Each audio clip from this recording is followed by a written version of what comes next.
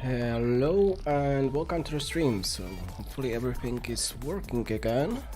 Seems like it is. So yesterday I spent a lot of time on debugging a very small bug, which happens from time to time. Basically the solve hidden groups technique was broken because it incorrectly ignored squares that had value already set. I was just skipping over them, but of course that kind of screws up the counting of the instances of a number. So I fixed that and that's now working. However, it would seem that this is not the only problem I'm having.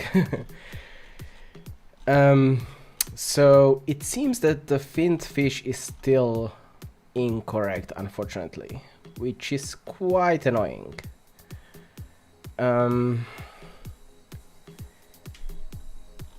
So today the idea is kind of to continue with debugging the code and trying to figure out what the heck is actually wrong, because I have to admit I have no idea. I did change the code quite a bit, so the code is much simpler now than it was before, and this is like the most complicated things I have implemented in my solver so far. So there are a lot of opportunities for this to go wrong. So I'm not particularly surprised that there is a problem, but it will not be an easy one to find. But hopefully I will manage during this stream. So one thing I kind of want to start with is basically to craft a couple of negative examples, because right now I'm pretty sure in my test I'm only kind of working with positive examples, as in, you know, this is an example of the finned fish. The finned fish should work on this and it should eliminate this particle square, and that seems to be fine and seems to be working, except what's actually happening is the finned fish is actually breaking the puzzle at some cases, which means that it's triggering in situations where it shouldn't. And I mean, I can actually show it here. If I just run in debug mode, yesterday I actually did go and basically, you know, added breakpoints to all of these false branches, which actually catch that the puzzle is broken, essentially. And this kind of tells me, oh, it's this thing that's breaking the puzzle because this was the last thing that happened, essentially, right? Otherwise, it would have been caught by like the previous instance of this return false. And I basically have these after each like instantiation of any of the solving techniques. So I know that it's the finned fish that's breaking the puzzle. I also know that it's actually breaking it with size 2, which is just an finned X-wing. So now I just need to figure out what the problem is. Well, that's a very easy thing to say, but very hard things to actually do.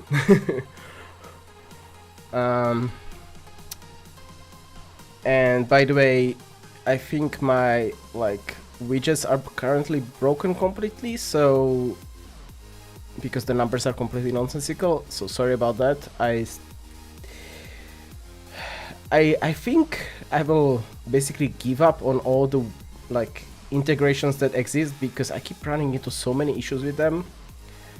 So that will probably be my next projects next to my Sudoku Solver, is just like a bot that actually listens to the like Twitch and YouTube APIs and actually gives me good data for these widgets, because like I definitely don't have 48 followers.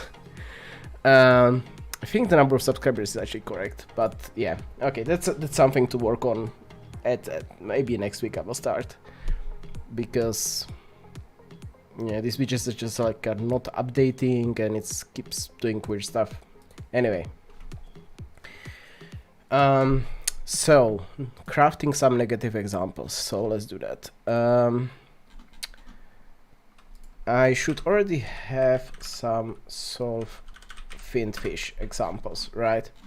So I have two examples, and these are the positive examples, as in there is a finned fish to be found and to be basically cleared out of the puzzle.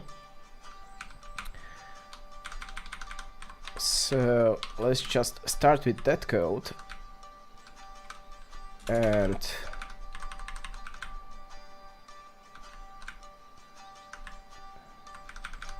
let's just call it solve finfish 3, and let's just think of some like negative examples. So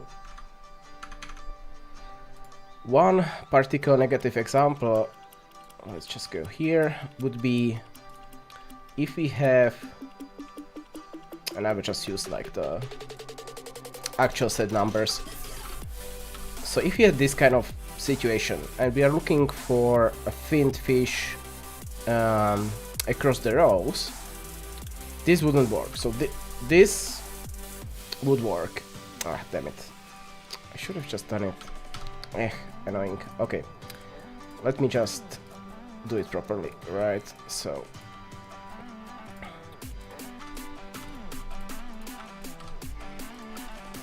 although this will be harder to actually see, but basically if the one can be only here, here and here, and then here, here and here, this is not enough.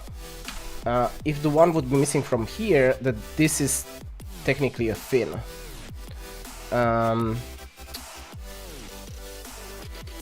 I don't think this fin would actually remove anything, because there's no overlap with the actual X-wing, which should be over these 4 squares. But it is a fin. So the first negative example would be if I basically have this kind of situation where I have actually 3 elements across the 2 rows, there should nothing should happen basically. So let's craft that. So I already have this example that's removing stuff from the row 2 and row 6. Or to be more clear, so this is removing from everywhere but row 2 and row 6. Okay. And yeah, so this one is actually running on columns, which, okay, fair enough. So how would that actually look like in the puzzle? So if I take this, so row 2 and row 6. Okay, so you basically end up with ones like this. And row 6 is 6, 7, 8, yeah, this one. Wow, okay. So, and then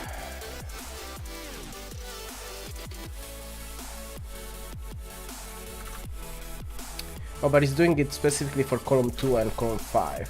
So actually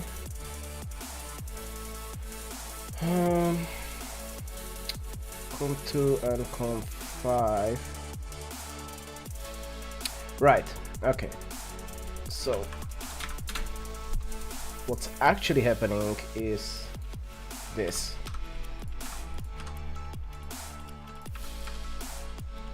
And oh, not this one.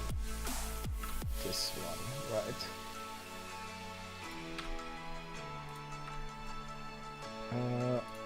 And column 5 is this one, right.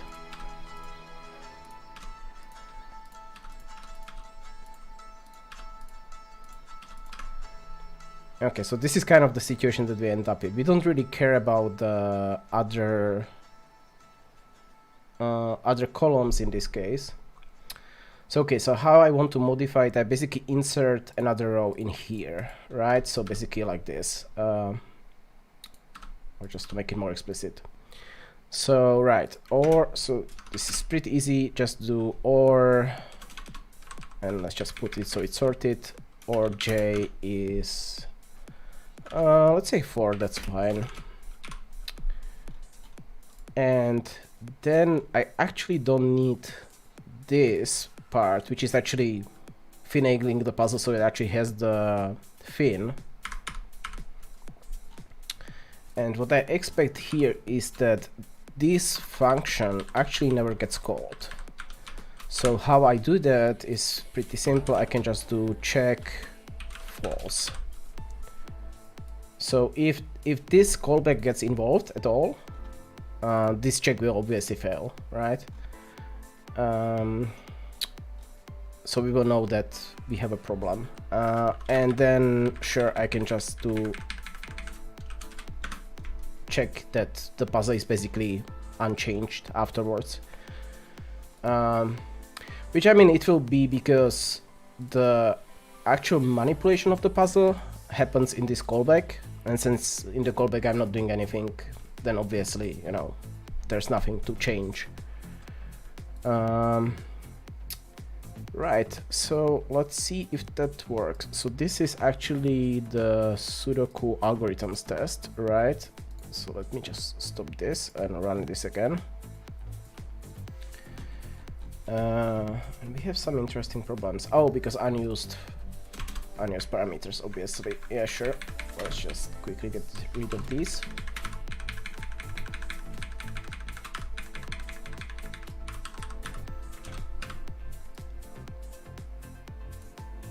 Okay. And we have our first bug. So this actually does trigger the finned fish. Okay, that's bad. This shouldn't be happening.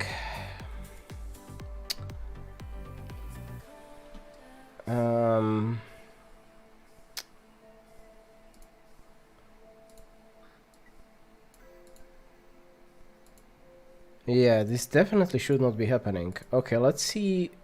Let's try to figure out what's the problem now then. So if I go to my implementation, right. So I'm iterating over sets of columns in this case. I start with an empty bit set. Then I go over the bits in the set. So basically looking at which columns I picked in the set.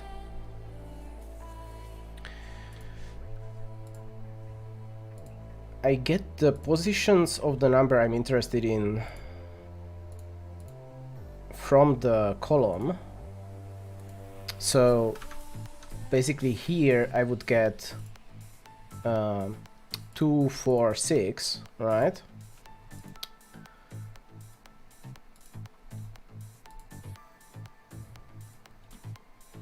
If I get... Right, okay, so if there is only one position for the number, then I just skip over that situation because that means the number is already set in that column. And at that point, this cannot be a fish at all. So that would basically break out over here. Yeah, okay.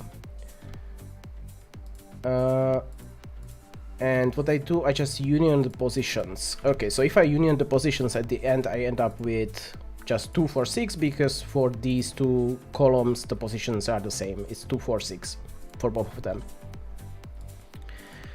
So I end up here. Count set will be size +1 because I will have 3 positions and I'm looking at the size of 2. Okay.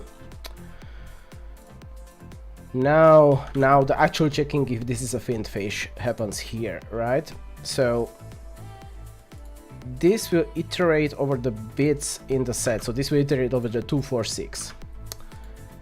So for each of those, I iterate over the columns I have picked. So this will be the column 2 and 5. I look at the number positions in that column,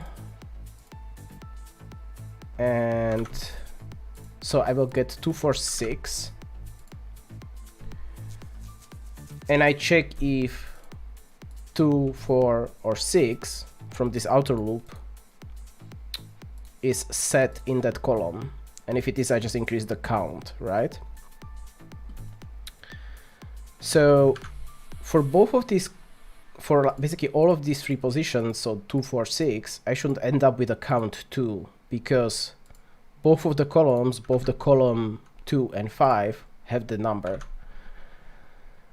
So this isBit set should return true.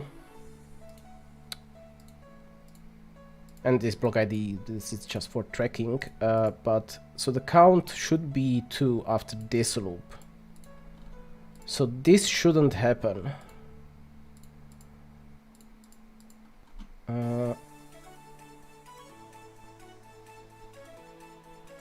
Right. So I should basically loop.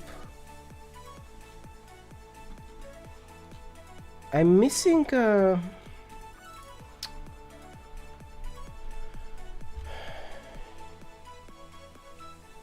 yeah, there should be an if here that's completely missing,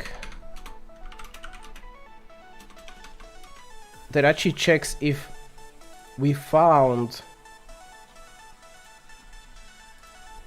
Yeah. Oh, actually I already have valid, so I can just reuse it. So let's valid set to false and valid set to true over here. And the prune thing we really only want to do if valid. So if we have found basically our fin, then we, and only then we want to actually call the prune function.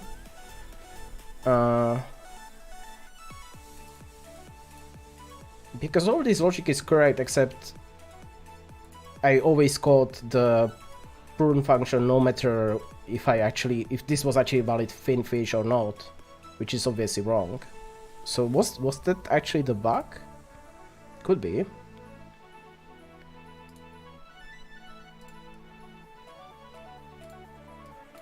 Hey, welcome to the channel. And just FYI, there's probably a massive delay on YouTube. So if you're interested in system programming, I mean, it gets tricky because system programming can be very dry. So in general, when people ask me like for recommendations for projects, I would really recommend something that you have a use for. Like, let's say for whatever reason, like, you know, you could use a utility or basically anything. Like, find something that you have like an additional use for, because that will keep you like in the project. If you just pick like a random thing just to learn, those projects tend to die very quickly. So that's what I would kind of suggest. Just like try to find something that would be useful to you. And that could be, like, when it comes to C++, it could be even something physical, like it could be like a sensor, right? Like you could pick up a Raspberry Pi or, you know, some other like small computer and build like a, I don't know, like a security camera or weather station or basically anything, you know, like C++ kind of allows you to have also like physical things, but do pick something that you have like an additional use for. Like my project here is, I actually want to have a solver because I actually want to be able to create interesting Sudoku puzzles. So that's what's kind of driving me to make this solver actually work fine, because I actually want to use it for a thing. If you are kind of missing that, I tend, like, from my experience, those projects tend to die very quickly. But otherwise, like C++ is, I keep saying C++ is the only truly universal language. You can do anything with it, literally anything. like there are some limitations on the very extremes. Like maybe for some situations you might want to pick C over C++, but those are extremely extreme situations. And for some situations you might want to pick, like, you know, JavaScript maybe over C++. But otherwise, like C++, you can do anything with it. So, you know, whatever tickles your fancy, as people say.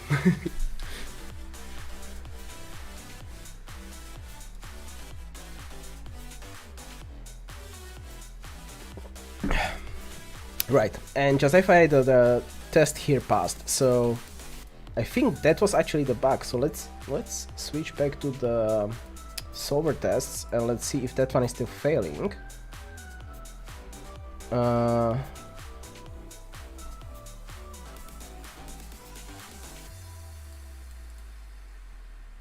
Has conflict. Okay, I think that one is still failing, unfortunately. And it's still failing on a faint fish. Okay, so there's probably more bugs. Oh, computer graphics. So just fair warning, like computer graphics is like the most common thing people want to do because games. But actual computer graphics, especially when we talk in the context of C++, is indeed extremely boring math, low-level code. So if you are more interested in, like, you know, you want to make games, you shouldn't really be thinking about the coding part at all. Usually it's like you should be exploring designing things and that kind of aspect way more than programming, because especially for like C++ programming in the context of graphics, it tends to be very boring code, honestly. So if you are not really into that, like, you know, very mathy, very low level code, then maybe not the greatest thing to do. But there are also, you know, I'm sure you can find like interesting, just like toy projects to work with in graphics as well. I mean, okay, let me just pull up. So there was a neat thing that a person did on this Discord channel, and can I actually play it with music? Okay, that will be tricky. Let me just try to figure this out. So I have my desktop sounds somewhere? Damn it, probably not. I want audio output capture. Oh, I do have desktop audio. Or is it just not here?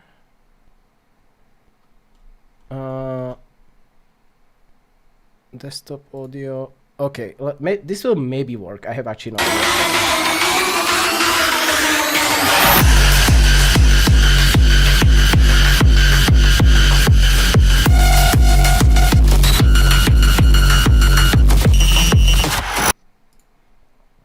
So this is basically, you know, generative graphics.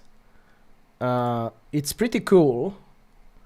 And it's a small project to work on, so you can do things like these. But yeah, it gets mathy very quickly.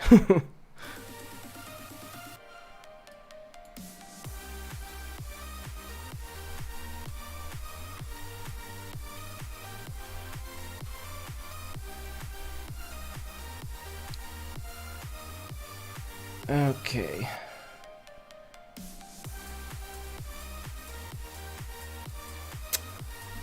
So we still have a finfish problem. So let's try to craft more counterexamples, I guess. I kind of suspect I will need to at the end, like,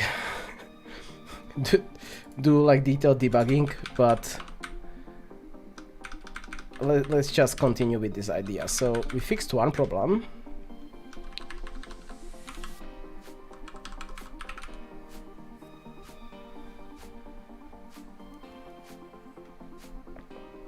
Okay, so what would be...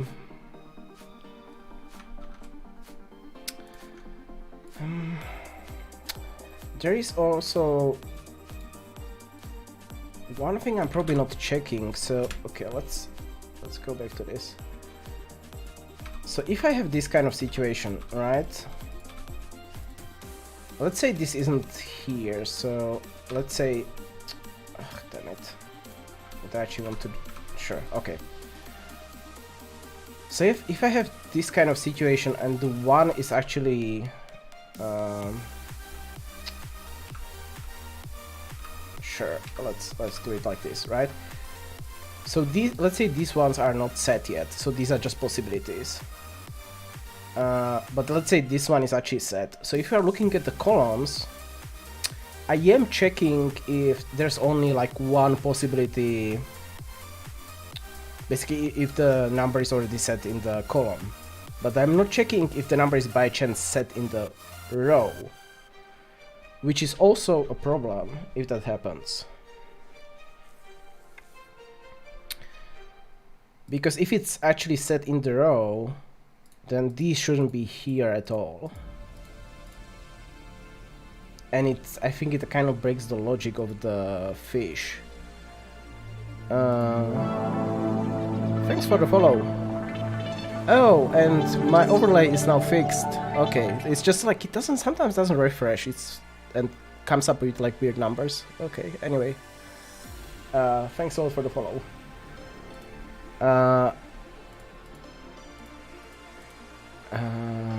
Oh, and yeah, in general, like if you have any questions, like feel free to ask. I definitely don't mind getting distracted by questions. Okay, so let's have a look at the finned fish again. So here is check if in the column we do have at least two possibilities.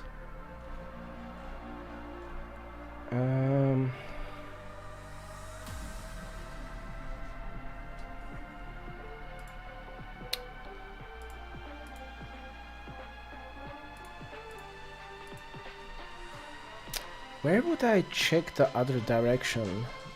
It's actually kind of tricky the way I have it implemented.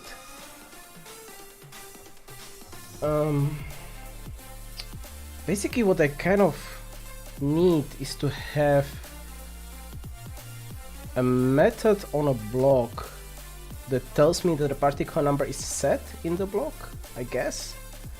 Because that way I could, like when I'm going over the orthogonal blocks, I could go and say, hey, like this one only has that many positions.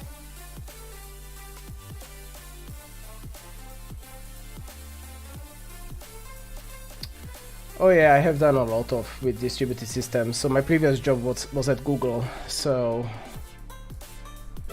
it's actually kind of like my core background is distributed systems. But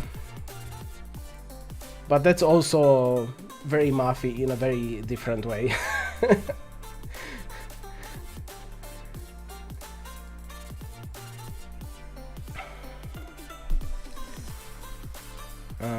But these days, honestly, like distributed systems, you kind of build them out of components.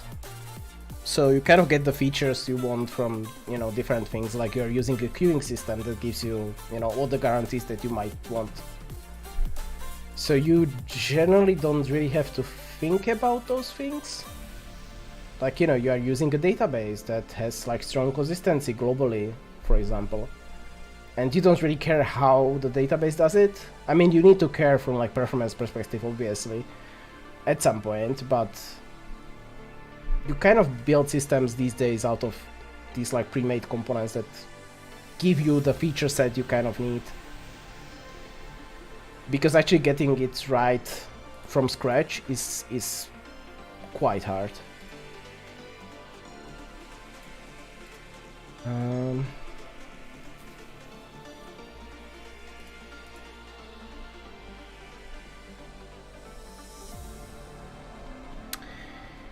Yeah, I'm realizing the problem is I don't actually have access to the orthogonal blocks in my finned fish.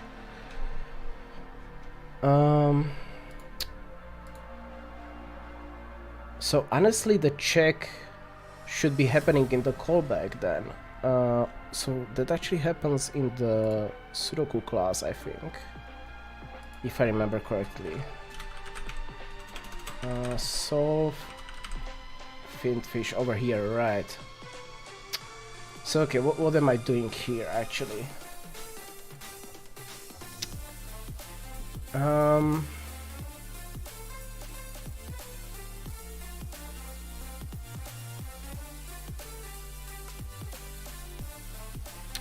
So okay, so here I'm looping over all the blocks that contain the potential fin.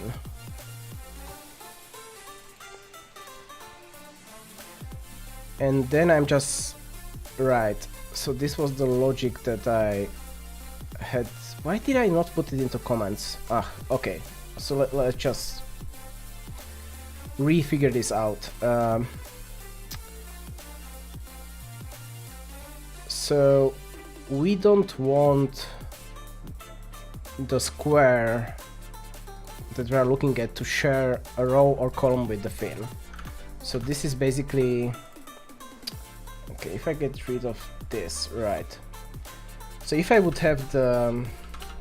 That's exactly the opposite of what I wanted to do. Let's do... Okay. So if I have this kind of situation, and then I have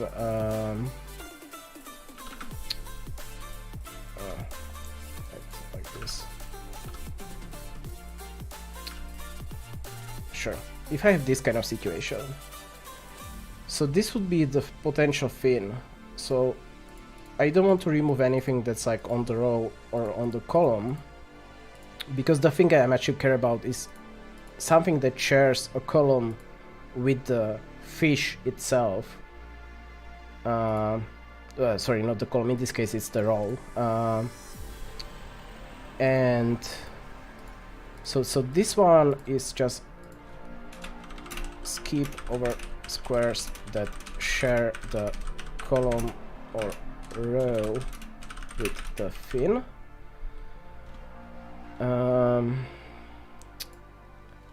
And then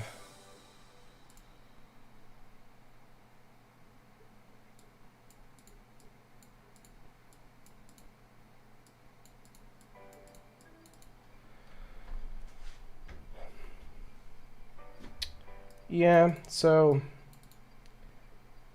if you want to do that, like, be prepared that this is actually a pretty narrow specialization. So there's not that many jobs for like system programming and distributed systems, but they, like, the jobs that are there are definitely paying well.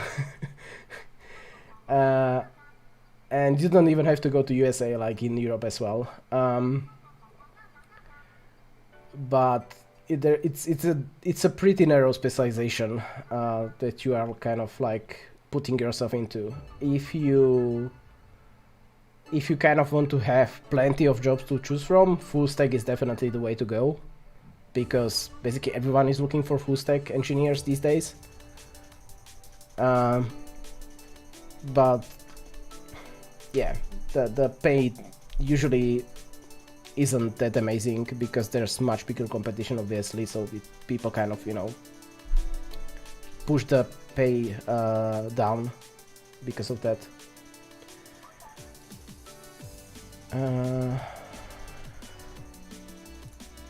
Okay, bit.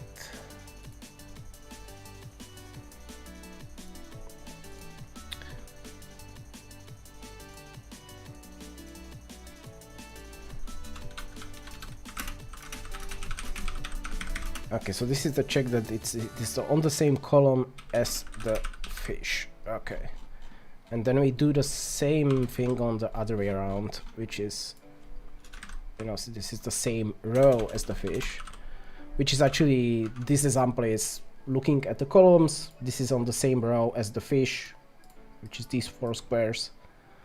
but it's not on the same column or row as the fin, which is this one.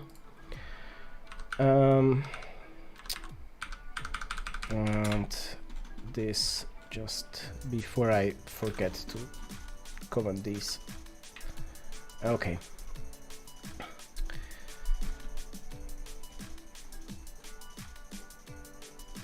So I'm kind of wondering what would be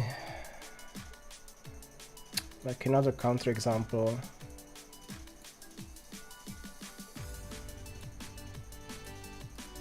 Where this would break.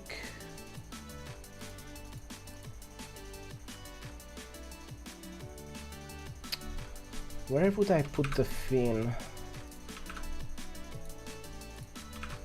Like, okay, if the fin is over here, right? Then it's not a fin. I mean, it will still be found by the basic search, but then I should not be able to find any any square that actually satisfies these conditions.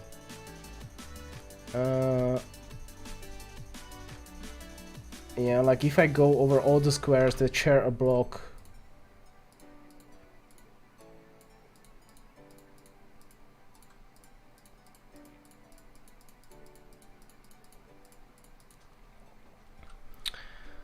Yeah, I think so. I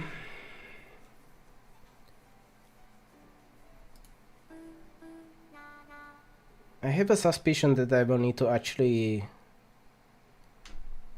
like properly look into the debug what is actually happening, because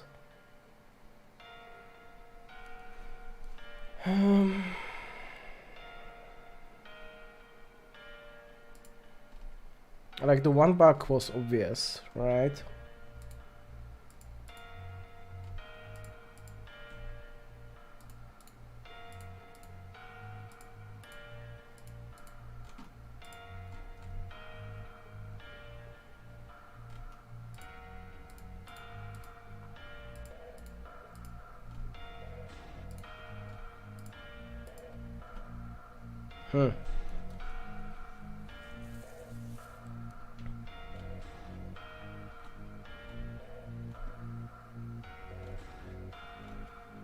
Okay, let's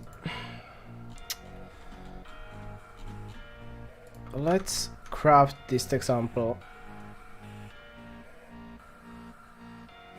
But again, like this one, it should still be found as a fin, even though it technically isn't.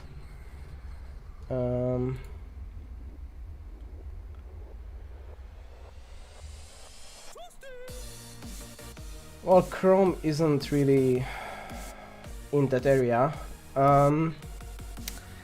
Yeah, I don't know how great it is contributing to open source projects. Like, it's good for some companies, like specifically companies that do open source, like, I don't know, Red Hat, for example. They will definitely have a look at like what you are doing in open source projects, because since that's the thing they do, they also want to like see how you interact with people when you are, you know, contributing to open source projects. But if you want to get hired by like the big tech, basically, then what I would recommend is just drill for, you know, 3 months. Just do lead code, or, you know, there's like the, I keep forgetting what are the names of the website, but there's a bunch of these, right? Just like sit down for a couple of months and just drill. You need to kind of know how to drill exactly, like, you know, do a variety of problems, but also if you kind of find that you have trouble with like one specific type, just, you know, try to work on that. But once you kind of drill enough, like, it's actually pretty easy to get hired by big tech, especially as a junior software engineer, because the expectations there aren't crazy. Like, if you are looking for like a senior position, they still kind of do the same code, like same interview, but they kind of expect you to make no mistakes, which tends to be pretty hard. But as a junior, like if you just train for a couple of months intensively, like, you know, you might have a bad day, you might be nervous, you might not get there on your first attempt, but if you just keep trying, like, you will get in.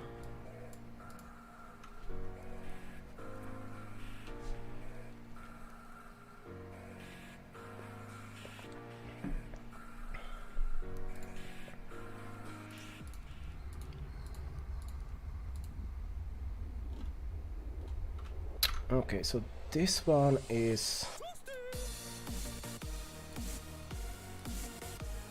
2, 4. Okay, so let's get rid of this. Oh, it's actually, is it actually basically this example, except the fin is in a weird position? I think it actually is. Okay, so let's just copy this one instead.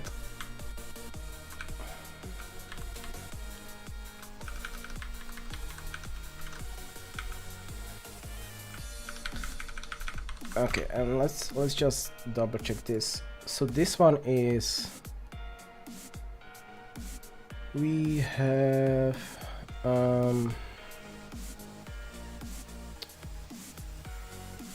2, 6. So it's like this basically. Come on. Okay, like this. Oh, but this is not here. This is actually here. Okay.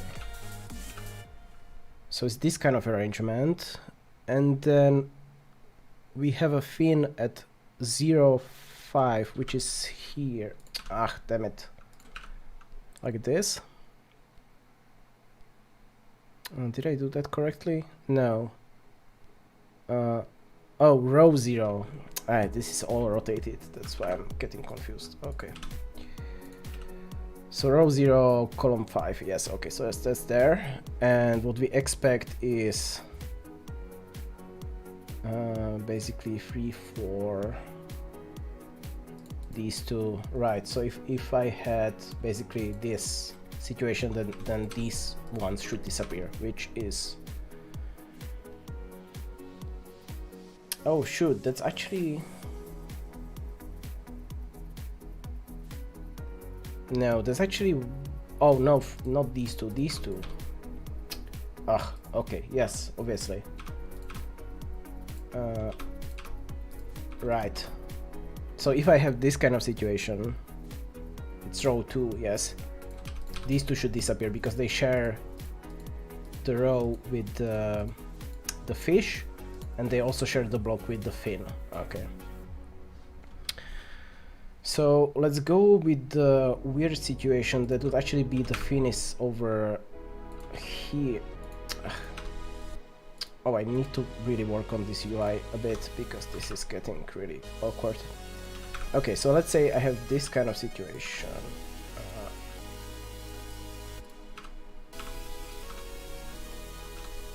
Okay. So this would be not row 0 but row 9 instead, right?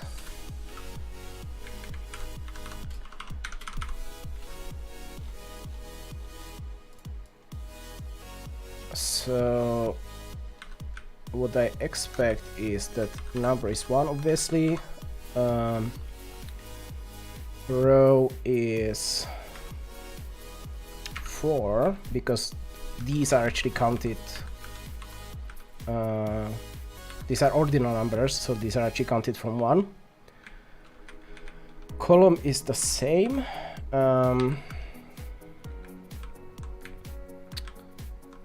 So the column count set should still be 2. Is bit set 3, 6. And this will be 3,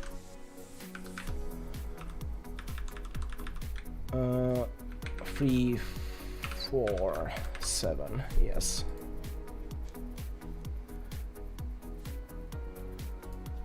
And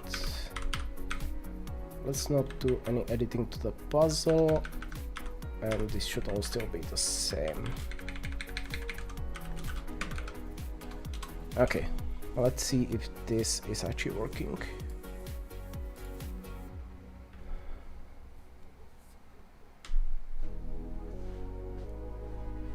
This was Sudoku algorithms tests, right?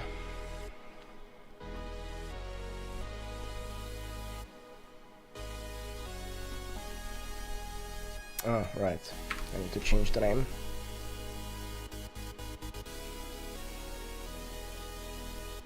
Okay, so this seems to be working fine.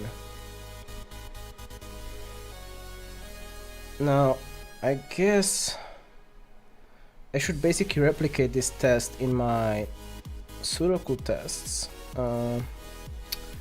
Basically over here somewhere. So this would actually include the actual pruning out of the puzzle. Finned fish. No, actually don't have any finned fish tests over here. Okay, that's interesting.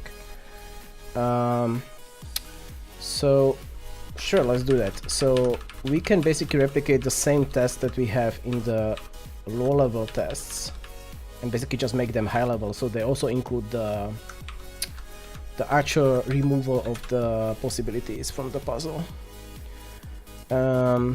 So if I just go here and just copy these 4 tests, and I will need to change them significantly, but it's a good start to just take these. All right.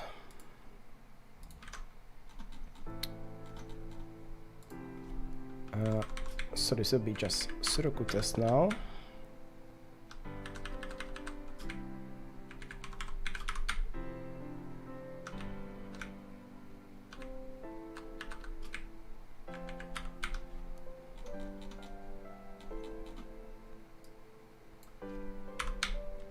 Okay, and I kind of want to start with an empty puzzle, which I actually, yeah, okay, I can actually do that. So let's start with the test and expect that's just like empty. Right.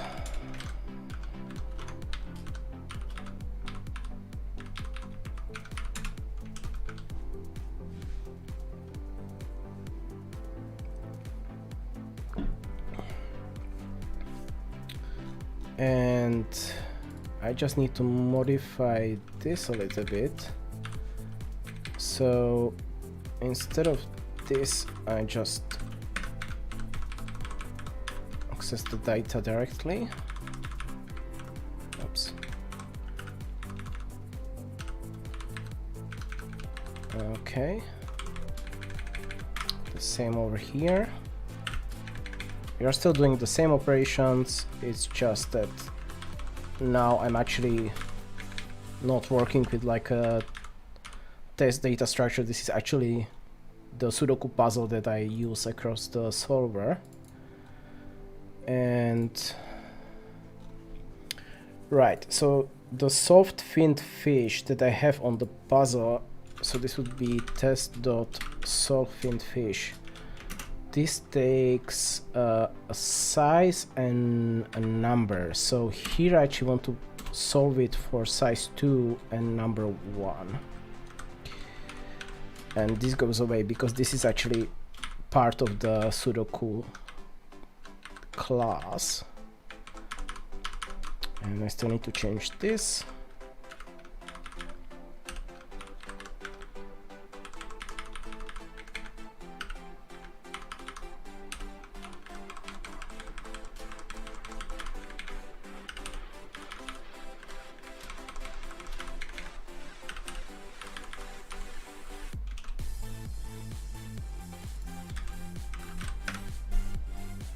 Yes, and I expect everything to be the same, right, except now, actually, can access the squares by the subscripts. Okay, Oh, I should just implement a comparison operator on the puzzle itself. And let's just see if this works before I start rewriting the rest. So let's just comment this out for a bit until here. Right, so this is Sudoku tests, right, and let's just run it.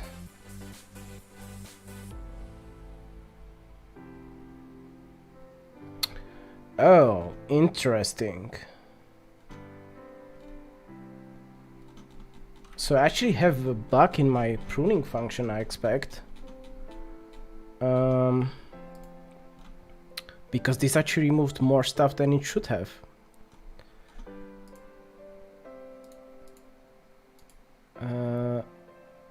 Oh, I know why though. Because this one is actually symmetrical, so but it still doesn't really make sense. Okay, so yeah, I do both the rows and the columns.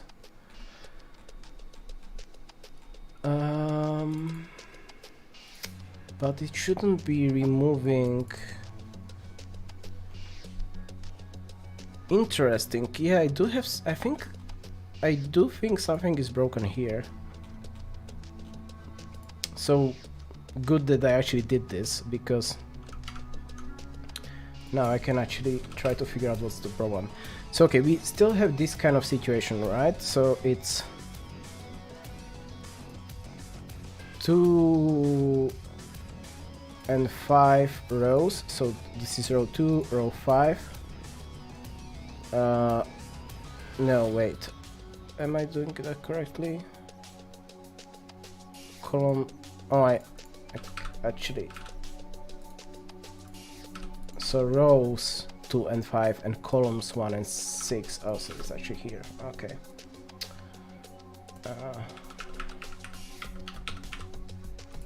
Okay. So rows 2 and 5, columns. Okay.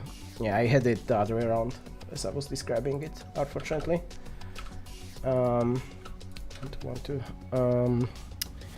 Okay, and then the test is row 5, which is this one, and column 0, so that goes here, the other way around though. Right.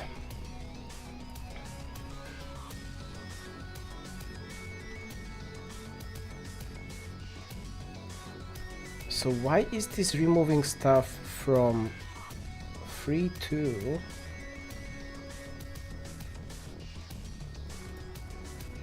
from here? No, wait. This is all wrong. Why?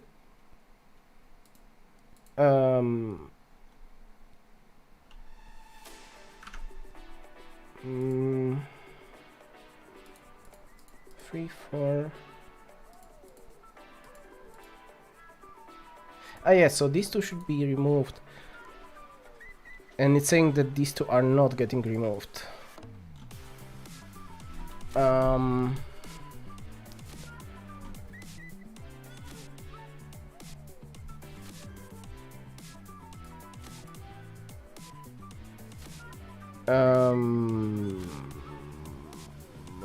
What?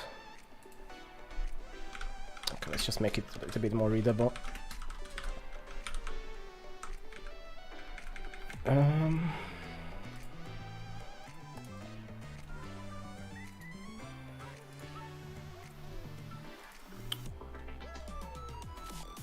So, okay, so this should trigger on rows, right? So let's just, I will need to step through this because, so I expect this function to be called. So let's just go into debug.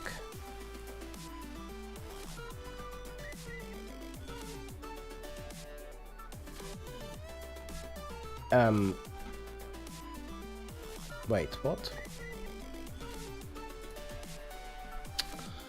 some old debug stuff that I still had lingering.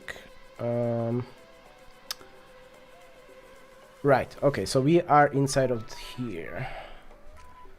So what actually, so we are saying the fin is 6.1.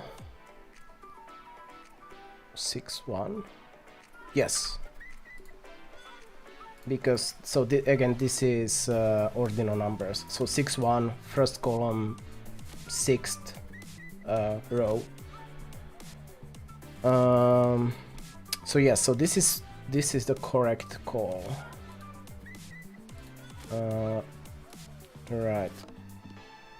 Why is the iteration so weird? What the heck? No, anyway. So... Oh. But these are not ordinals. I have off by 1 errors everywhere. Okay. Okay, this should be +1. Oh, how... I had so many of these off by 1 errors.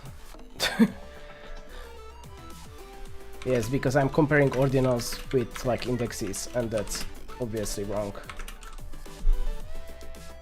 Yeah. And this bit here also it will be an ordinal comparing it against the row. Yeah, okay, now things are making sense why... Well, let me rephrase. Now I understand why nothing made sense. Yes, and now this test is passing. Okay, perfect. And is the solver test now passing? Apparently not. We still have a problem somewhere. Oops, I didn't want to catch that one this time. So apparently we still have issues with the fin fish, even after this was fixed. So okay, let's just continue then. I mean, we will get there eventually. It's just like one bug after another, but that's... I made a very bad engineering decision when I did this refactoring. Like normally you should do refactoring step by step, but the reason why you do that is usually you have a good testing coverage, which I didn't have. So actually doing it step by step wouldn't really help me. It is just that now that I have finished the refactoring, I'm running into a bunch of bugs that kind of got uncovered. And I'm only now improving my testing coverage. Okay, so this test will be basically the same idea. It is just that this is kind of inversed.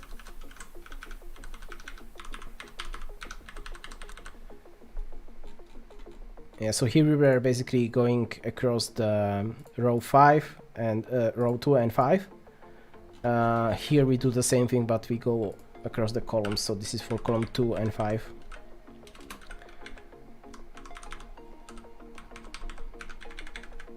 So it's the same situation, it's just rotated.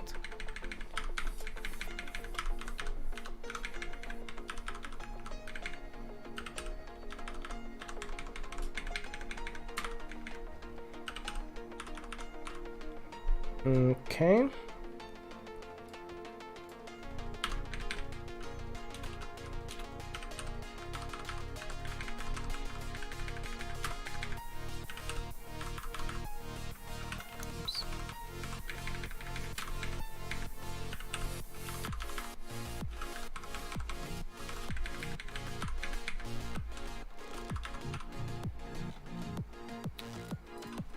So test.solve finfish, and we are still solving for size 2 and number 1. Yes. So this goes away, and this thing just need a slight adjustment. Oops.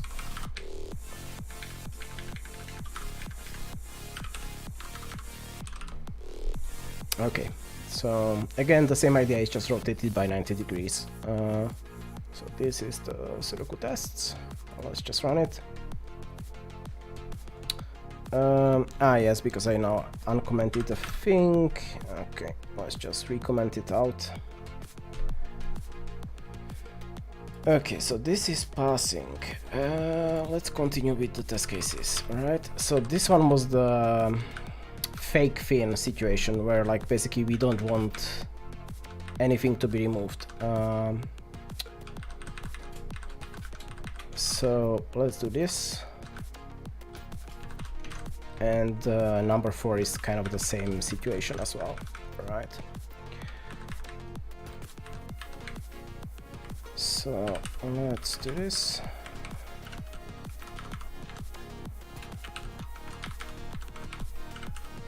And yeah, since it's symmetrical, it doesn't particularly matter like from which direction we're actually removing stuff. But yeah. This is just kind of leftovers from copy pasting stuff around. Okay.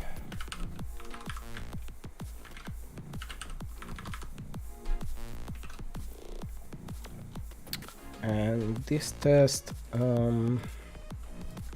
again, the same idea.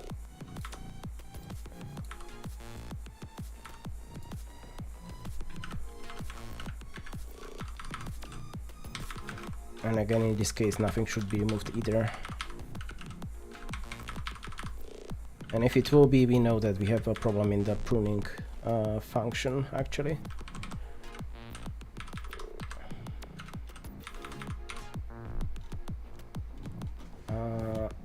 That's correct. And then test.solve fish, size 2, 1.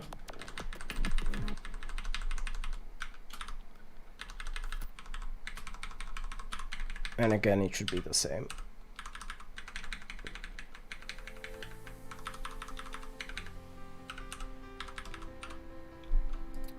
And just, oops, just remove this comment and let's see. Okay, well, stuff is passing, which is a problem because I still have a bug somewhere.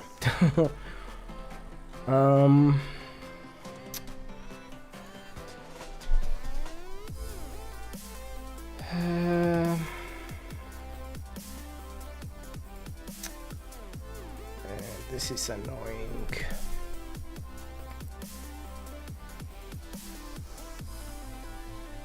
Yeah, the problem is, like, the fact that it doesn't solve the puzzle, sure, that's okay, but the fact that it has a conflict is a problem. Okay, let's see. Let's go. It was this one, right?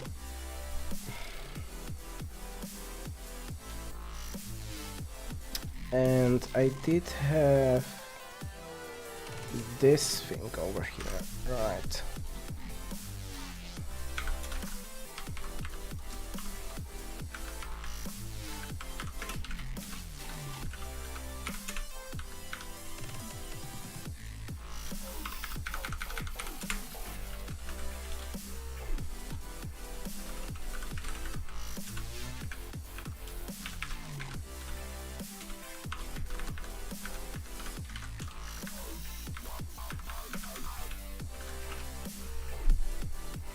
Okay, so what should happen now is basically it should go step by step. Basically, the moment we cannot solve the puzzle, and I guess I should also have this over here. Basically, I actually want to bail out the moment there's a conflict as well.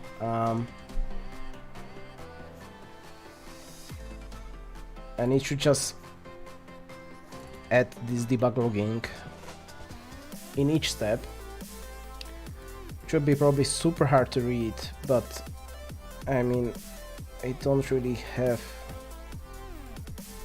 better option. Right. So let's just try to see what's happening here. And this will be super hard to kind of see what the heck is happening. And especially I'm not quite sure why this is getting like wrapped. And yeah, sorry, this probably even worse on the stream. But yeah, I don't have a super great way to fix this. Yeah, not quite sure how to increase the font.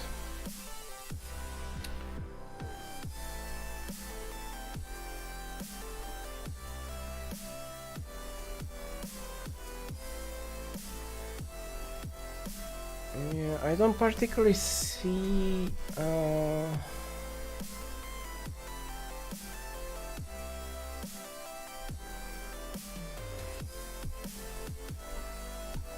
I mean, okay, one thing I could do is instead of the debug string, I could instead do test.serialize. So this actually generates a very specific string that I can use in the UI, and I guess that might be better to debug things. Okay, so what was the actual interface here? Not square, Sudoku. Serialize. So this just returns a string. Okay, cool. So I can do basically the same idea, but with just calling serialize.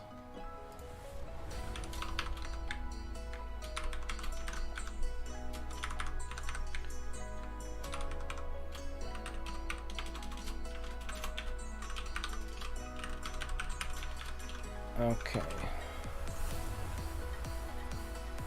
So let's see what we get here. Okay. So we get a bunch of magic strings, but that's fine because I can take the magic string now and just put it over here. No, that's not what I wanted to do, damn it. Come on, copy paste. Okay. So this is the final state that we have.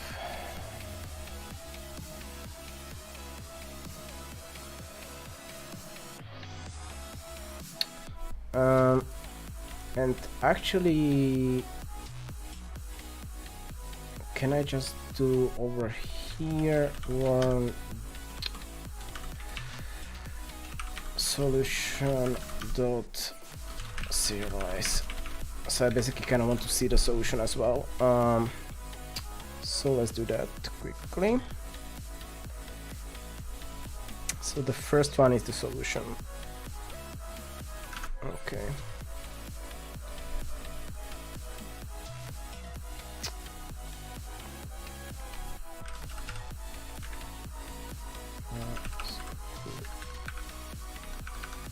Playground.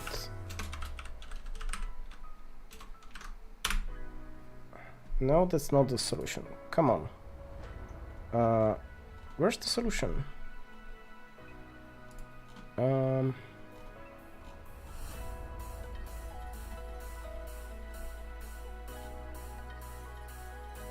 What the heck? Did he just copy the wrong thing? Okay, let's try again.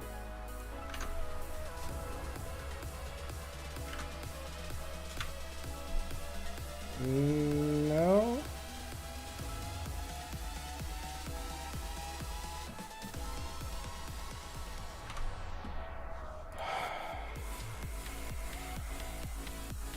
I mean, okay, this is obviously not the solution because this has like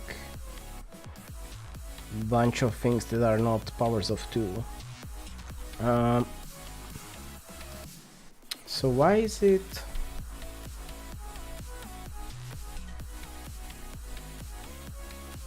Oh yeah, and I actually see, so these are all coming from line 70. Because I didn't scroll properly. This is always so annoying. Okay. No, that's still wrong. Come on, copy the correct thing. Finally, okay, so where is the conflict that it's seeing? So 47 here, 47 here, that's fine. Oops, what did I just do? I just closed something, damn it.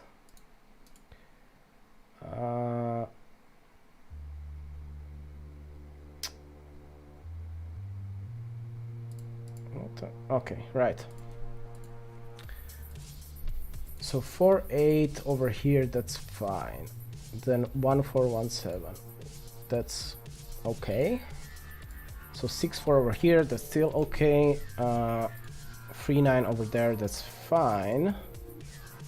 869, yeah, that's fine. 389, 368, that's okay. 146, 149, yeah, that's also fine. Ah, okay, I see the conflict is this 6 over here. Somehow I made a 6 over here instead of an 8. Right, okay, so let's try to grab the one state before.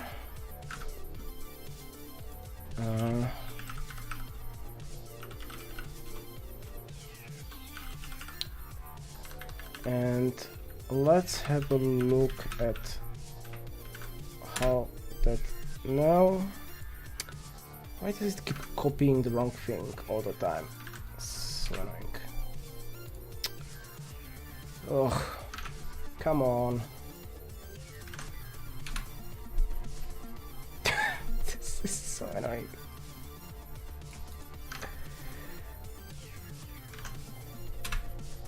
Okay, good. So we do have 8-6 over here, and somehow... What the hell?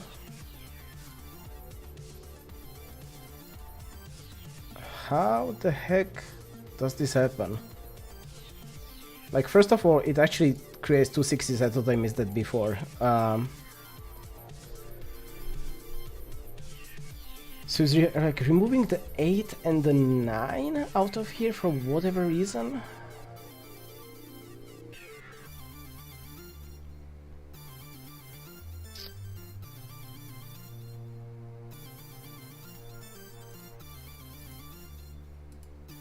And the 4?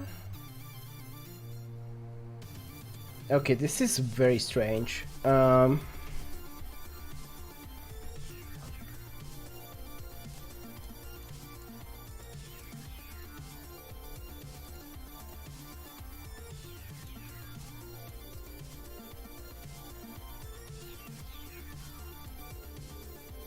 it's particularly strange that it's actually the finned fish that's doing this.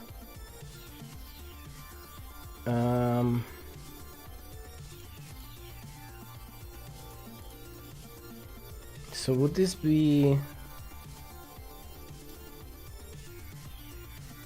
Would this be...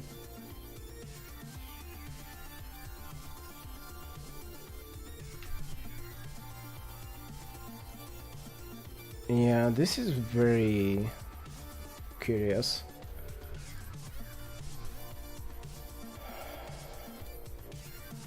I mean, okay, the 4 here is correct, so that's a correct step.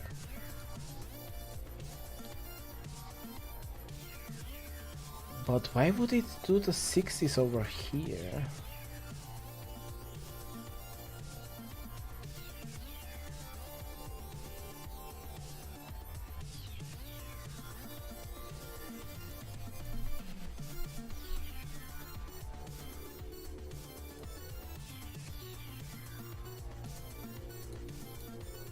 I mean, this is actually correct by the puzzle, but this one clearly isn't.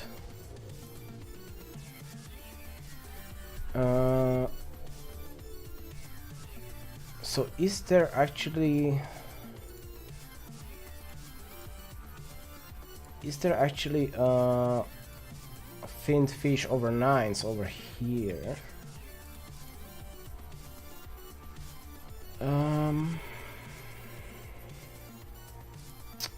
So in that case, this would be the fin, right? And then it would have to be on the either the columns or the rows. Like in the column there's like plenty of the fishes, so that's not really the case. But in the row,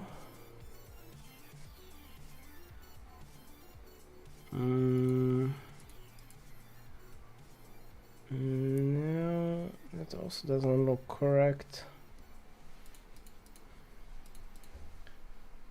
1, 2.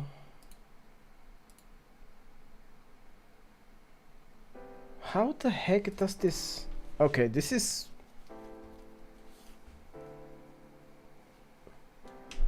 And it's specifically the finned fish that screws it up. So the finned fish is the one putting the 6 over here.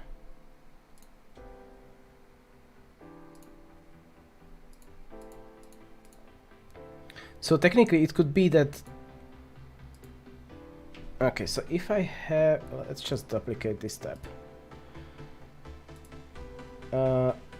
So if I'm in this situation, so I have the 4 and the 6 over here.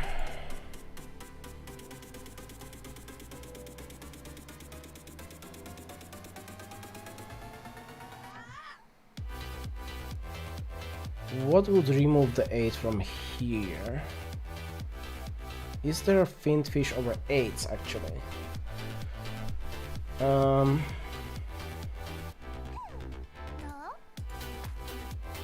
So there are 2 8s over here.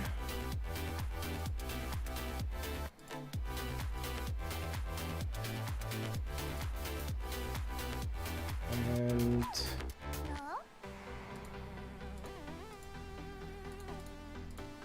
no, that's more than 2.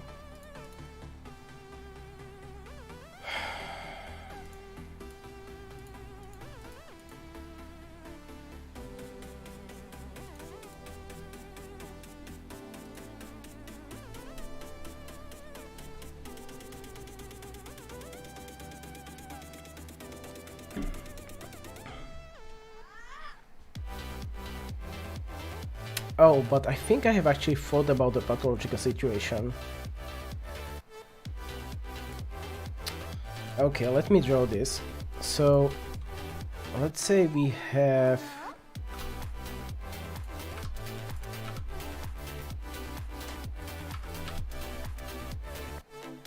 this kind of situation. So this one is not on a row or a column with the fin, so it would actually be removed. I don't think I'm actually checking. Yeah, because I'm just checking if it's on the same row or column as the fish. But this is also part of the fish. Oh shoot, how? Yeah, okay. This is definitely a thing that would break in my solver.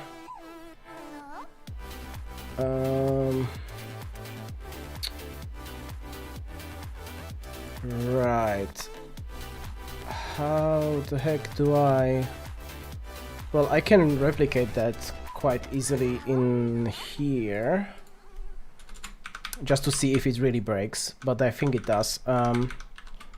So let's create a finned fish 5. So, okay, so let's do rows. So this is a row 0, 1, 2, 3 and 5.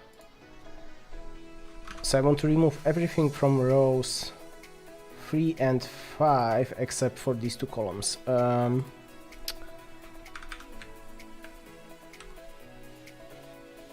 So the columns are 2 and... Well, it doesn't actually matter. It's just the 2 is important, the other one, sure, it can be 6, it's okay. So that will be that. So columns 2 and 6, but the important part is that the rows need to be 3 and 5. Right. 3 and 5. Come on. And then I need to reintroduce the fin, which is actually column 0 and row 3. Yes. Now if I do soft fin fish, I actually don't want anything to be removed. No, this one needs to be removed. Okay, so that's 3, 2. So expect 3, 2 to be removed. And I expect this will not pass because I think it will remove more stuff actually. So let's see.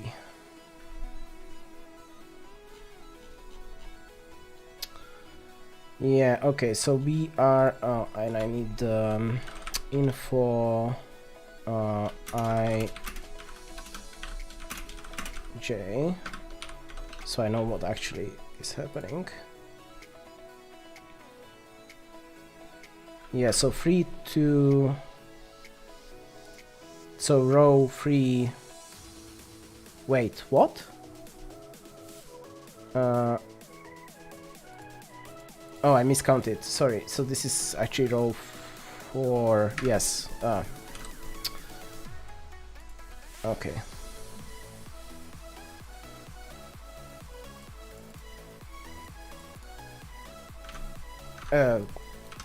All wrong. Damn it.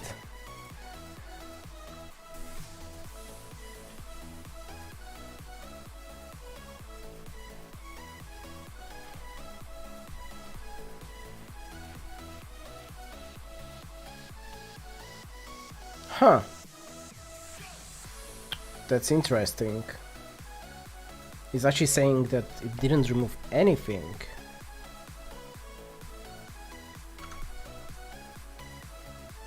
That's a bit strange. Should have removed this one. And I was expecting it to also break the puzzle by removing this one.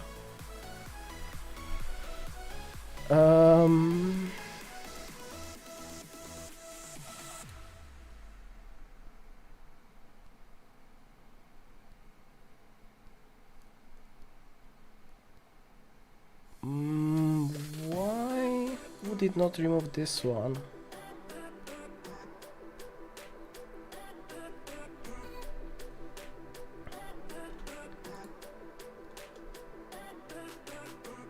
Okay, I probably have more interesting bugs then. Because I would really expect this to break in a very different way.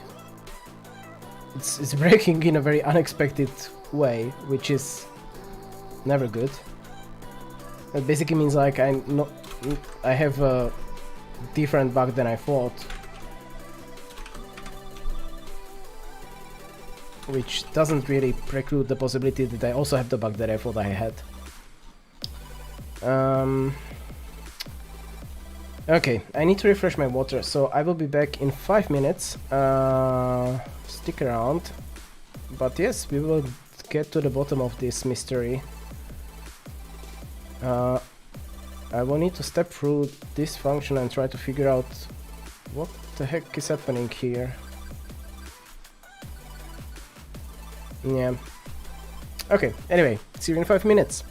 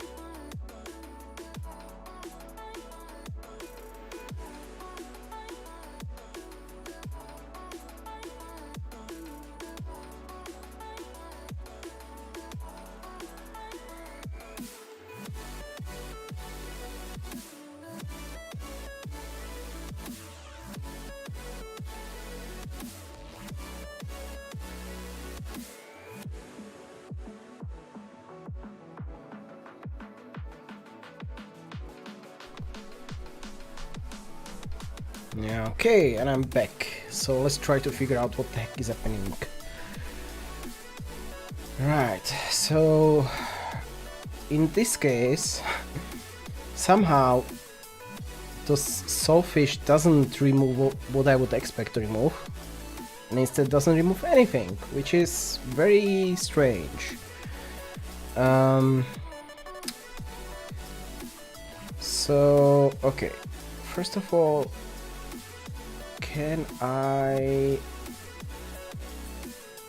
I'm not quite sure if there is a way here to actually filter for the tags, because this is like one feature of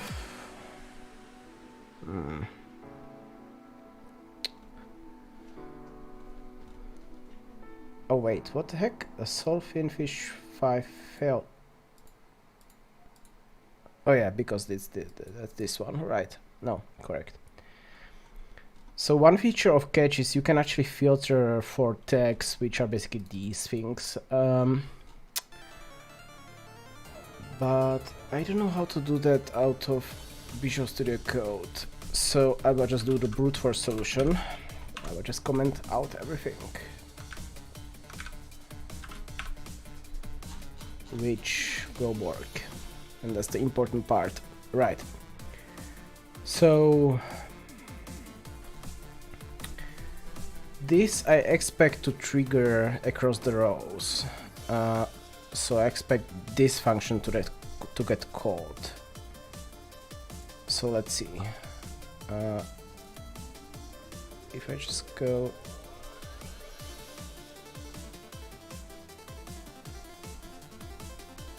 doesn't.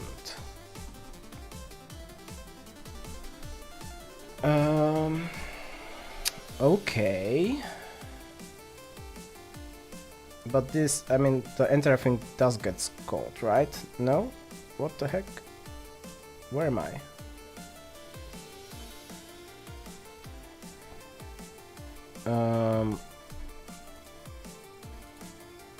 What the heck is happening?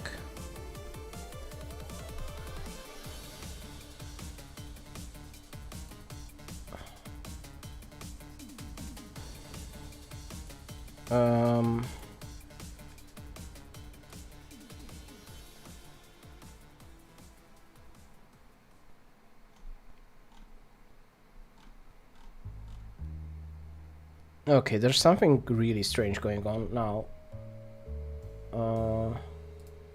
Why is this not even getting triggered? So, if I'm right, like this line definitely should be triggered because this is what I'm calling, no?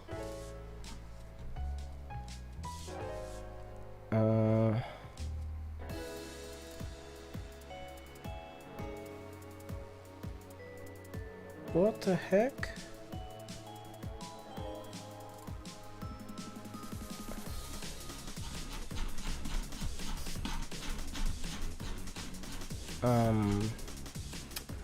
Okay, I'm reaching a very confused state.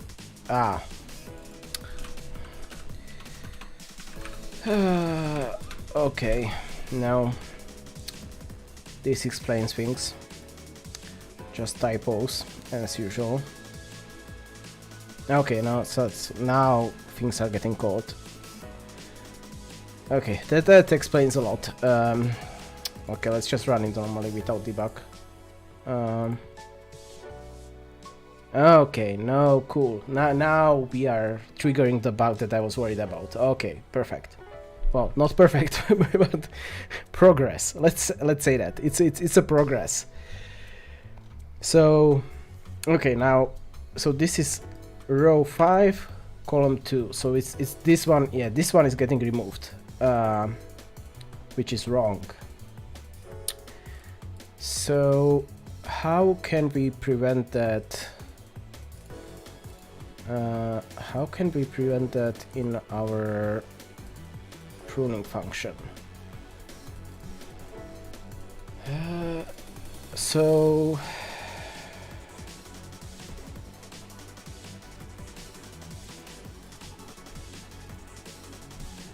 I check if it's on the same row as the fish,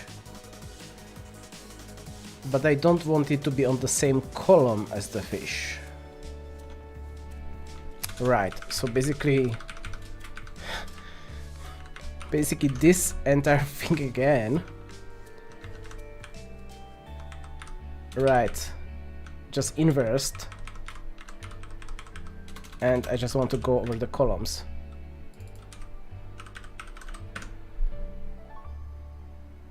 And bits equals C, right?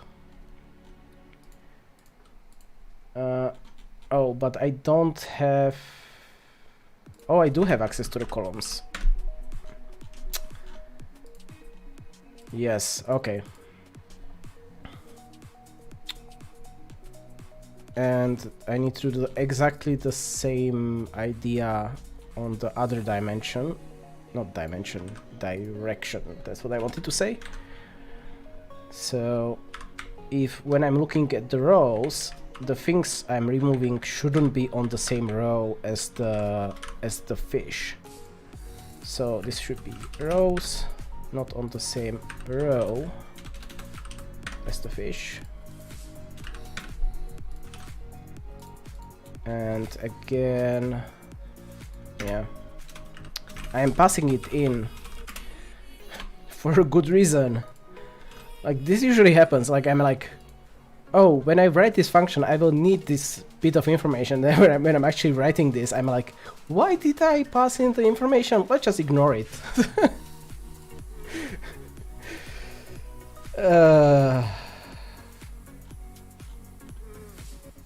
Yeah, now it's working. Okay.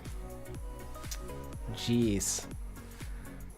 Okay, let's just uncomment all the tests that I just commented out to make sure that I didn't break something else. Okay, let's run it. Yep, things are still working. So now if I go to my solver tests, hopefully, finally, I'm not corrupting my state anymore. Yeah, okay, I think at this... Yeah, okay, so now everything is okay. I just don't... The solver is not smart enough yet to actually solve this puzzle. Cool. Okay, but it doesn't break it, which is the important piece of information. So actually, I don't really want to have this check, because this is really just checking it against the solution. This is a very hard puzzle, so I don't actually manage to solve it, but that's fine. I mean, fine for now, basically. And yeah, let's just get rid of the excessive amount of warnings, because I don't need those anymore. Right, and let's just rerun the... Yeah, the entire test suite now is passing fine, which is excellent. So okay, let's now revisit our main. So this was the next thing that I basically wanted to figure out, is if actually, can I just... Where's my terminal? Here's my terminal. Right, so if I go to Sudoku build, let's just double check if everything is built. So bin Sudoku, there should be, right, this one. Okay, now it's actually chugging through stuff. I think I'm actually building without optimizations. And interestingly enough, I seem to be not solving all the... Yeah, the problem is I don't actually remember how many puzzles I solved previously with the old version. But at least I'm not breaking anything, which is cool. Okay, so multiple things I want to double check. So I want to do cc make. Yes, I'm in a debug mode. I want release with debug info. Warnings as errors, enable testing, IPO. Sure, that should be good enough. Configure. Sure. Generate. Make. So now this should be with optimizations.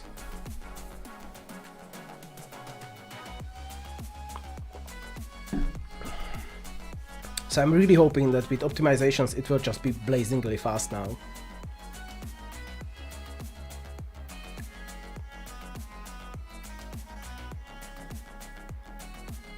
Of course the compilation takes a long time because kind of like all the changes I kind of made are not exactly very compilation friendly, honestly. Like all the changes I kind of made are in the realm of making the compilation slower, but again, like this is a thing that should be compiled once and then just keep running super fast, so that's kind of the idea. And honestly, a bunch of these things are actually tests, so meh. Okay. Time to see the results. Is it fast?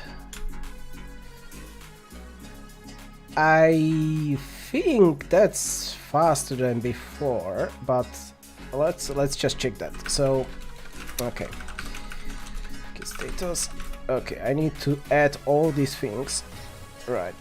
So these are completely new files. Then, right. Everything under source should just be added. Everything under test as well. I don't even remember what I wrote into here.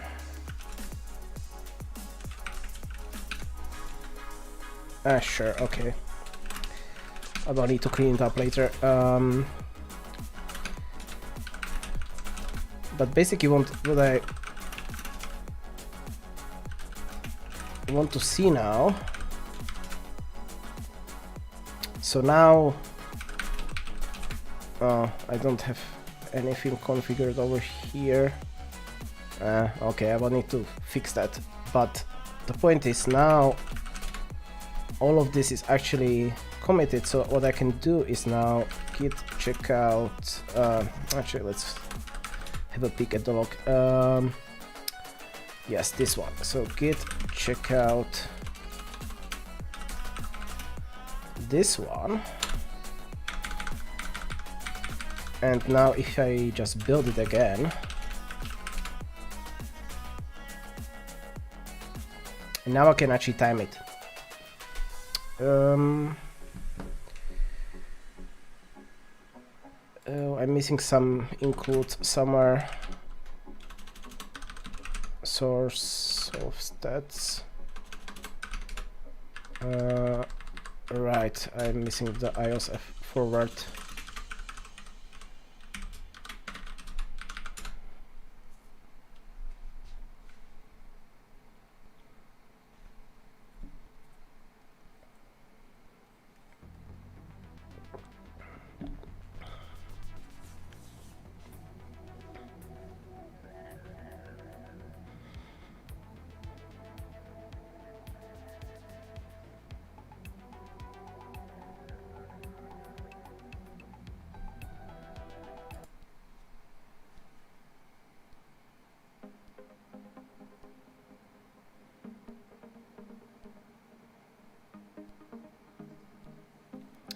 Okay, so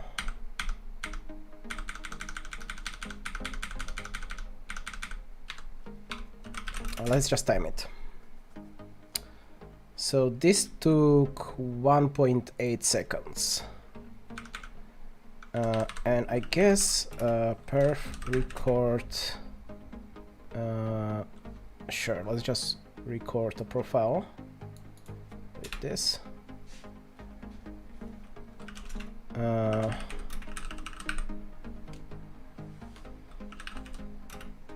First that, how was the simple output out of perf? Perf stat. Oh, okay, perf stat. Oh, I don't have this enabled yet. Damn it. Well, perf report.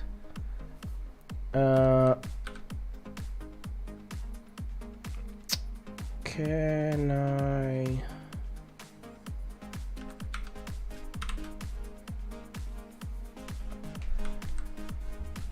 Oops.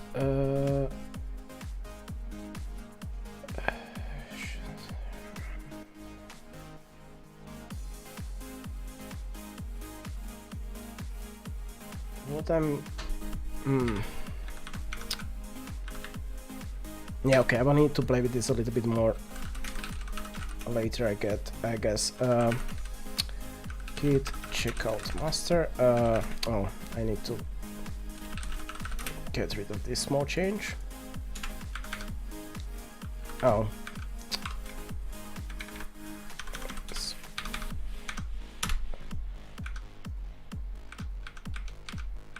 So let's rebuild again.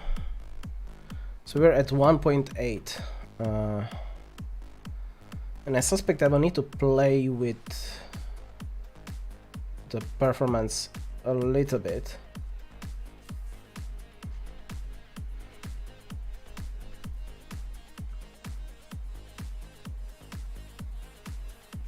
The slight issue is I also didn't actually make changes to the solver. And I can actually also check, so this was, where is it? So, right, so this one managed to solve 9891 and the new version solved, where is it? It should be somewhere in the history, damn it. 9892. Okay, so the new version is able to solve one more puzzle. Okay.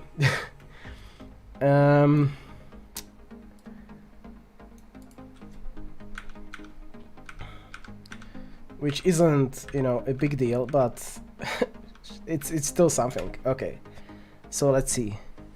Okay, so this is like 25% faster, I guess. 1.4 instead 1.8. What's that? Calculator, switch to standard. So 1.4 divided, oh come on, by 1.8. 77%, so yeah, that's like 25% speed up. I was kind of hoping for something slightly better, but I mean, it's not bad. And I'm also kind of hoping when I do perf record, the profile would actually be way more interesting than before. Yeah, okay, so cool. This is so much better. So we are basically spending 45% in the single step solver. Okay. No, this is... Oh, I love this profile. This is so good. And we are... Funny thing, we are actually spending 12% in counting bits. So pop count is actually counting the number of bits in a number. So we are spending 12% of the runtime of this program in just counting bits. Oh, that's so good. That's like, this profile is so much better because this will be so much easier to actually debug. Oh, how do I get a call graph? Perf record call graph. Dwarf, yes, because that's actually the information I have. Perf record dwarf. Perf record call graph dwarf. Yes, this thing. Like that. So this should also give me a call graph now. Okay. Yeah, so now we basically see like solve one Sudoku is spending 94%. So basically like everything is in the solver, which is exactly what we want to see. There's like 6% overhead of like actually reading the files and whatnot. Wait, I want... How? Wait a second, what's wrong? I want to expand this. How do I do that? Oh, plus. Okay. Oh, and this is the inverse call graph. Ah, damn it.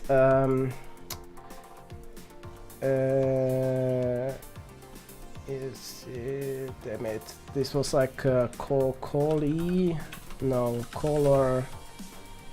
Call graph... perf.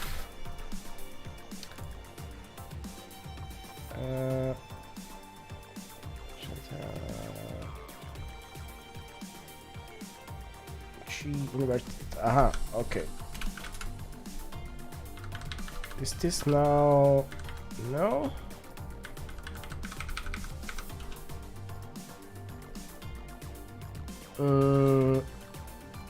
This is still a bit weird. Because this is showing me both callees and callers. Okay, but the good... Okay, so the good thing is basically everything but the very complicated solving techniques kind of disappeared. The slightly problematic part here is they disappeared because they got inlined.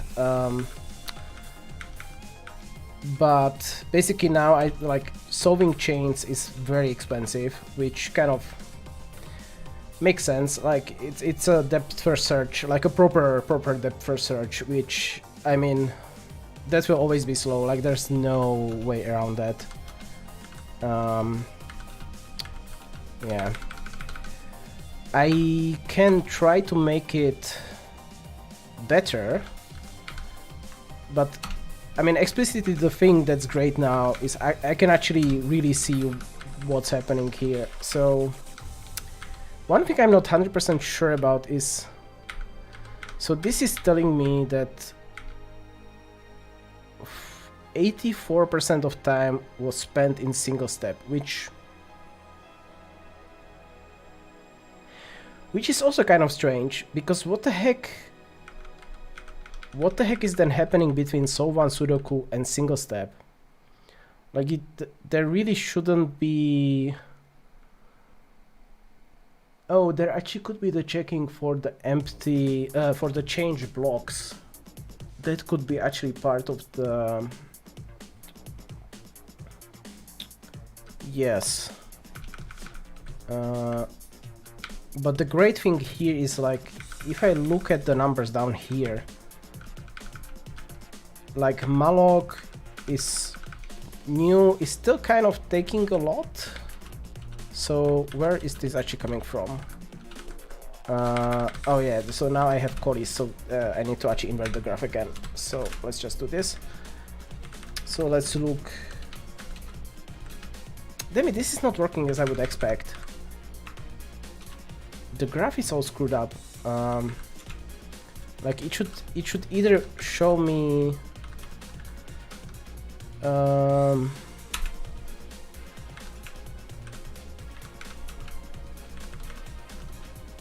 yeah, so for malloc it's actually showing me where it's getting caught.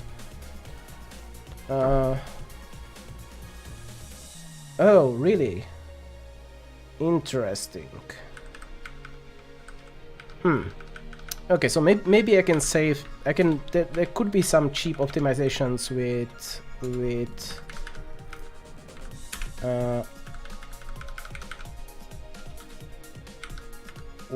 getting rid of some allocations.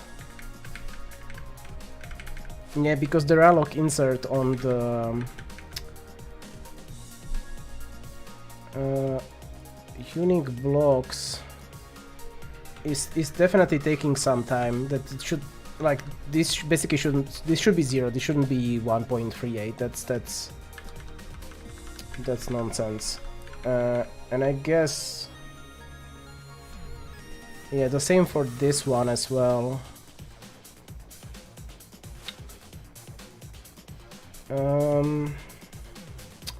This pop count. So this is literally just counting the number of bits in integers. So we obviously cannot optimize this function itself because, like, it's just there's nothing to optimize there. But we can definitely optimize how often this gets called. So that's one thing we can look into.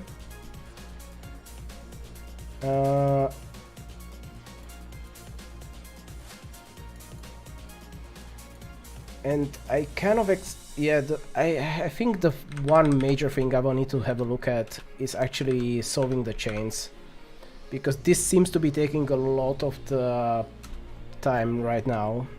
And I mean, to be fair, like, this is the one thing I haven't touched. Like, the big thing that was changing in the refactoring was actually everything else except for the chains.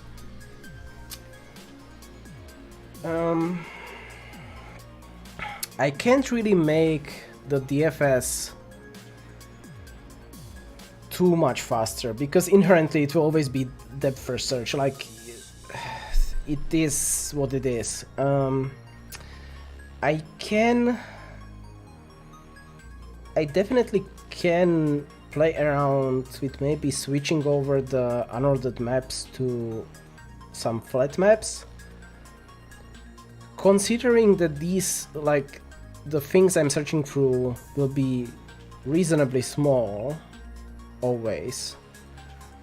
That should give me a better performance. And also, like, my current DFS again is recursive, so maybe I should make it non-recursive. That could technically bring some performance improvement.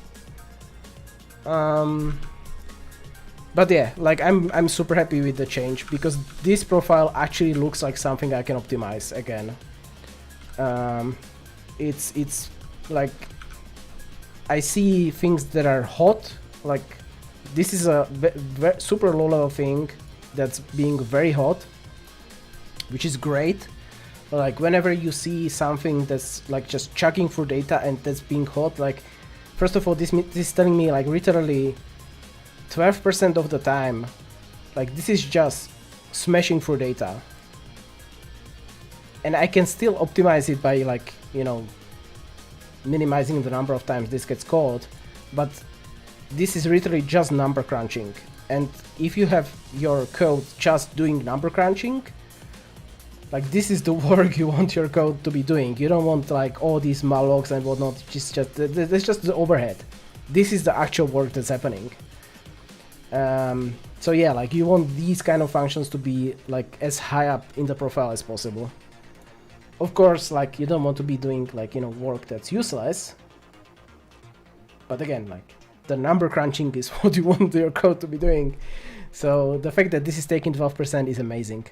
Prune numbers seen from... What is this actually spending time on? Yeah, I will need to fix this profile a little bit because this usually, like, this looks like it's a mixed up profile that, like, partly is a codis and partly colors, which is weird. I don't quite get what's happening here. But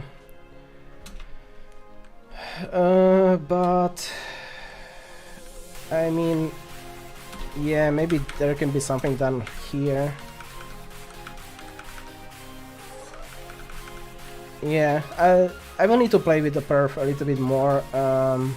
We can do that next time for sure. So for now though, so okay, so let's just do a slight code cleanup now. So I have my core algorithms, so this should all be in a pretty good state. Sudoku bit set, okay.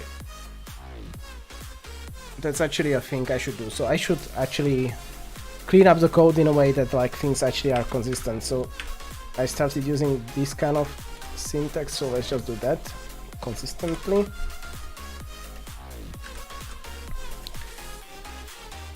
So I have the bit set, I have the correct header. Right, I should also put a header over here. Yeah. And just I think I won't be doing anything super crazy for the rest of the stream, so if you have any questions, like, now would be an amazing time to ask them.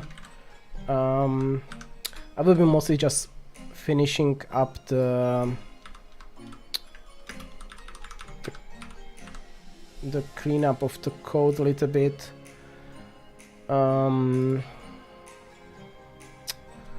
Should I actually... yeah, maybe I should actually call it core instead of Sudoku. Yeah, so let the bit set also let's call it core. I mean, the namespace is Sudoku, but really these are the like core algorithms and data structures, so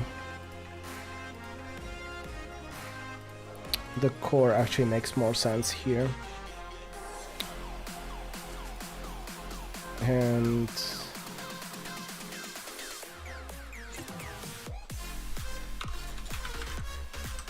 yep.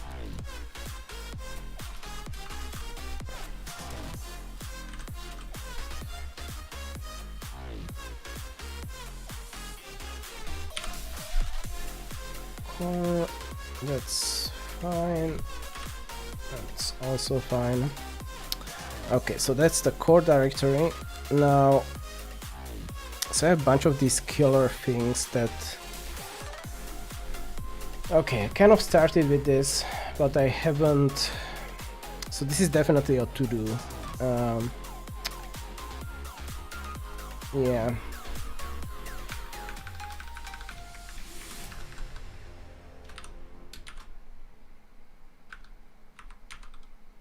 Right, so actually, so rerun all performance tests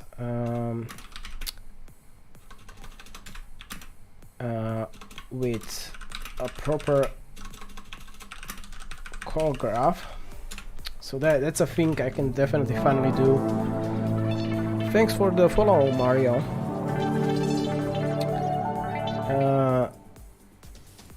So I will definitely be doing that, probably not today, but next time, because I need to kind of fix my machine to actually be able to run perf properly. But now at least I have a machine that I can run perf properly, locally.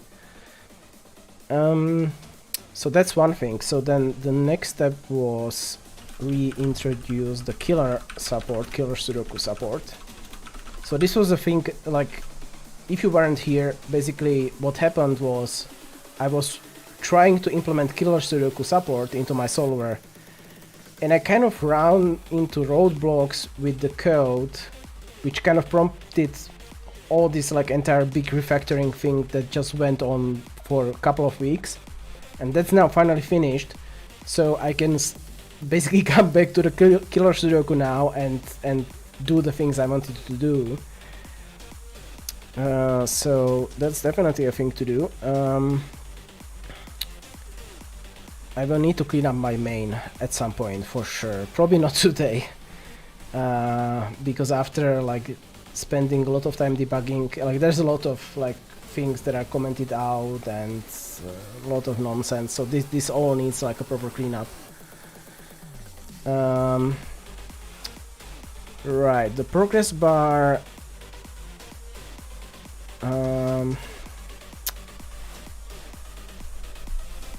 I'm kind of thinking I should, like, this kind of so the core is just the core algorithms and data structures, right? Then there's like the command line UI thingies, like the progress bar and things like that, that I kind of think should have their own directory as well. And then there's like the like actually the Sudoku class is one of the things that, yeah, so this is a kind of the thing that lives in between, because this is not really the core as such, but it's also not like part of the command line UI. So this, if I actually, do I have it? Okay. So one thing that I do is this UI over here, this actually is ASM.js. So this actually has the solver compiled into like cross-compiled into JavaScript. So, you know, if I'm here and just press solve, it will actually solve the puzzle. And like all of this is C++. Like there's like, I do bind to like JavaScript events, you know, to have things working, but there's no JavaScript code at all. And also like the manipulation of the URL, like all of that is implemented in C++. And how that works is basically I just take the source files out of the solver itself.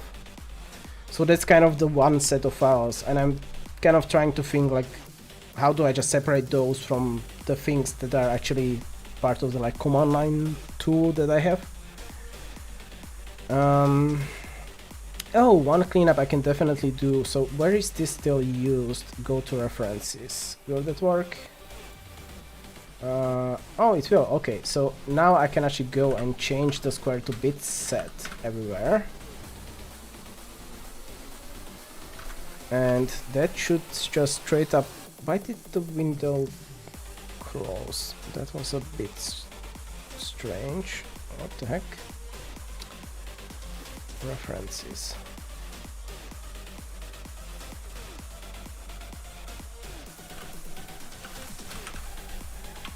Okay. Oh, I cannot double click, that causes it. Okay. Good to know.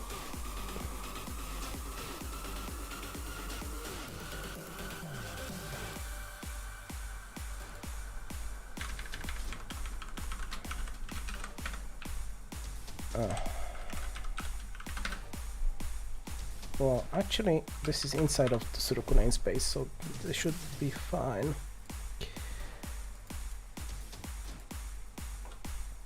Yeah, so the square was like the old data structure that I used.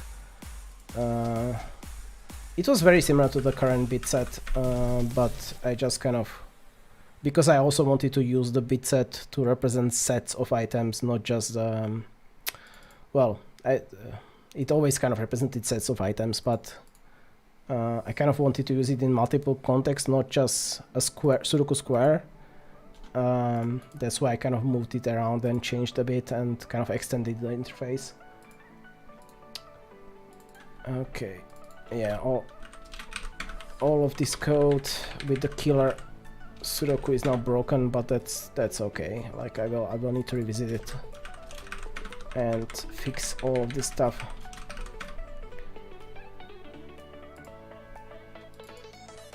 Go to references.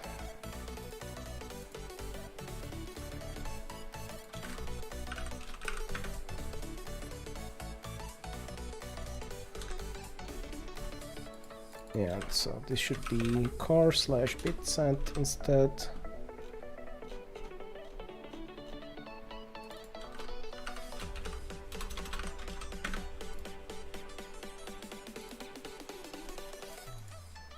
And I think that should be it. Right, okay. So now I can get rid of these two files.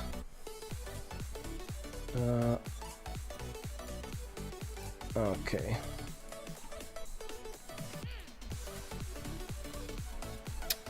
This file, right, it just needs a fix of the header, otherwise it's fine.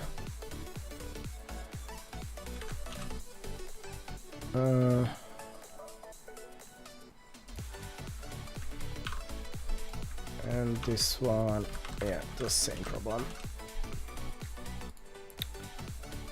Okay, smart solver, the same issue.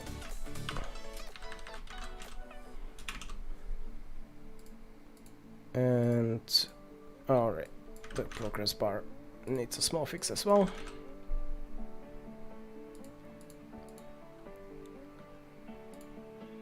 Right, I think that's actually okay for now. The benchmark I will need to change a lot because most of these things are no longer relevant. I don't have the generic recursive functions anymore. So this kind of all needs to go away, and I need to actually introduce benchmarks that actually make sense for the new code. What else? Is everything still fine? Let's just see.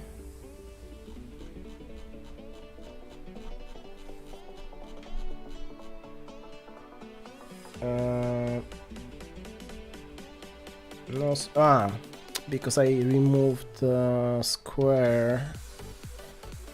No, the CMake is complaining. Right.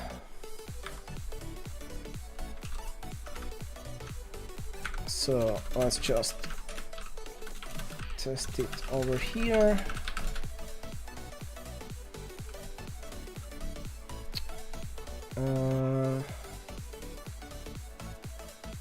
No sources given.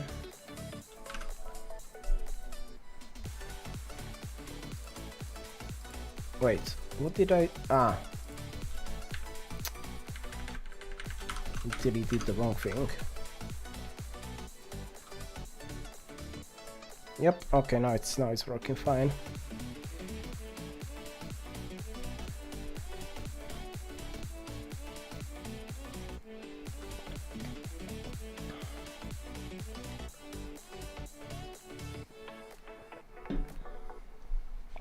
I'm still including the square.h somewhere.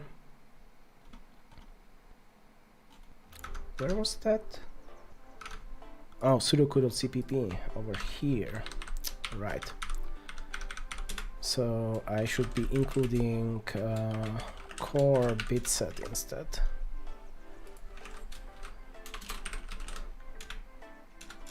No, yeah, okay, so this should be okay.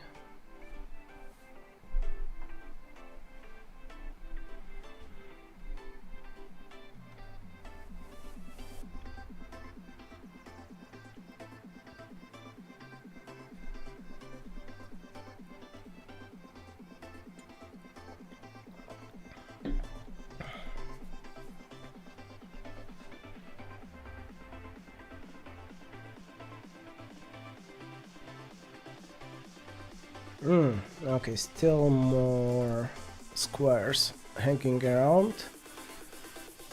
It's in the unique block test, right? Unique block test over here. Okay, so instead of this, I actually want the core bit set.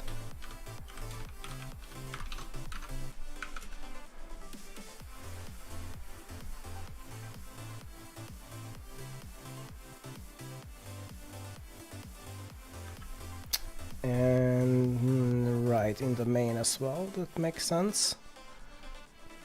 I mean, this actually shouldn't even need the square at all, I would hope. Yeah, okay, cool.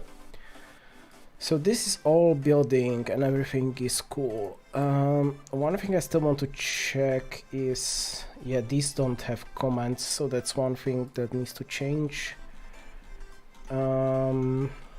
Yeah, these also. So bit set should all be commented where required, and everything is const expr. One thing I could definitely do is add more context per test for the unique block, because I don't actually think many of these actually are context per at all.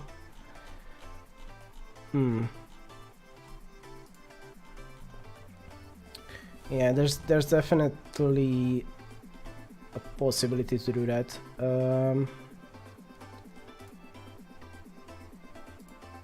Right. No, cool. Okay, I will take a very short break, and then I will just continue doing, you know, pretty easy stuff for now on, because the main goal of this stream has been reached, so from now on it will be just pretty easy stuff. Okay, see you in 5 minutes.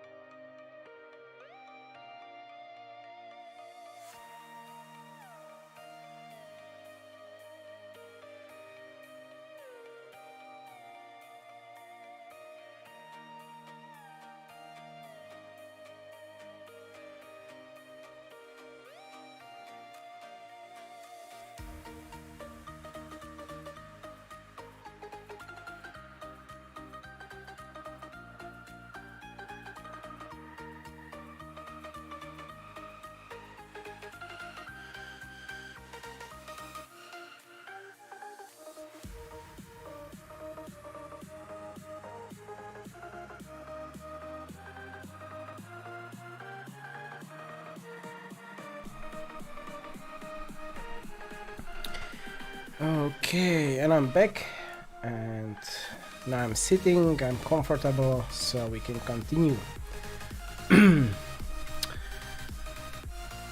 So, right. I wanted to clean up this thing a bit.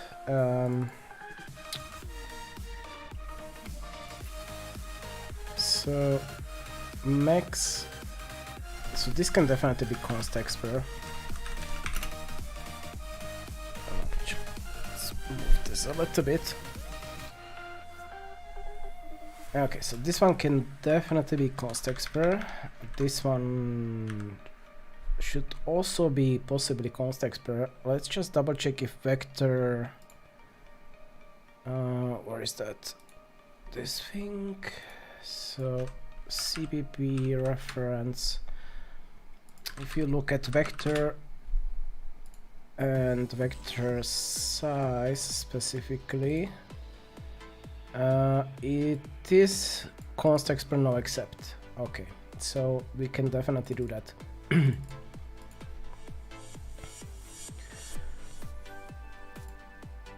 So this, okay, this one becomes a bit tricky, but technically this still can be const expert.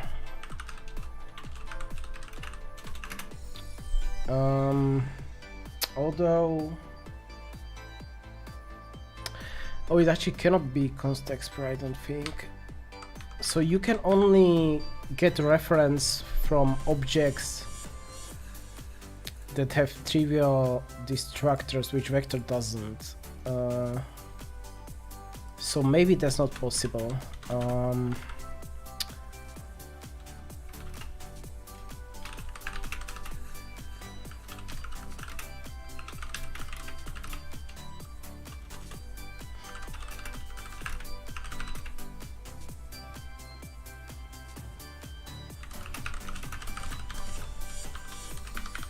Okay.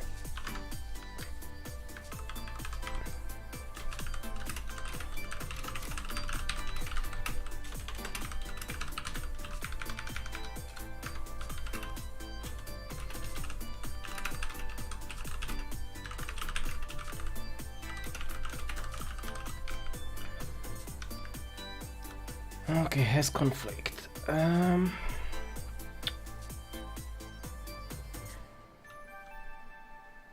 This could possibly be const expert, but I'm not.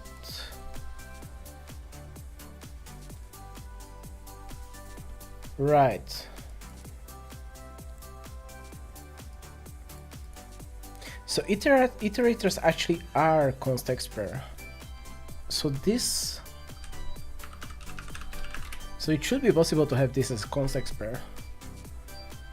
We basically just iterate over things, so... Oh, although, since we have multiple returns, that actually might screw this up, because I think a const expert function cannot have multiple returns. Okay, let's have a look. There should be a const expert page over here. Const expert function.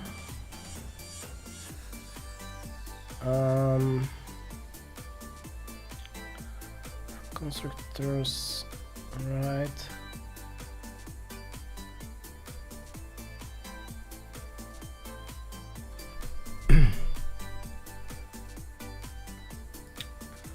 Ah, yes, this thing. If the function is not the constructor, it must have exactly one return statement. So this actually cannot be const expert.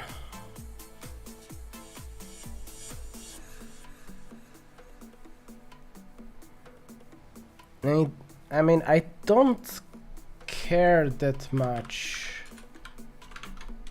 if it is or isn't, but it would be kind of neat if I could do a lot of the functionality as const expert.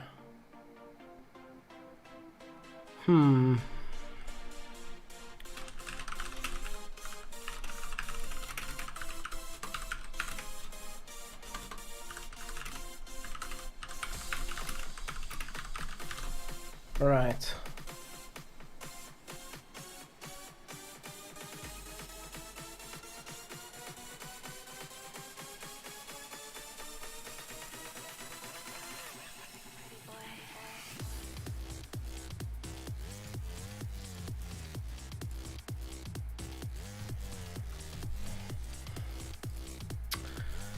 Ah.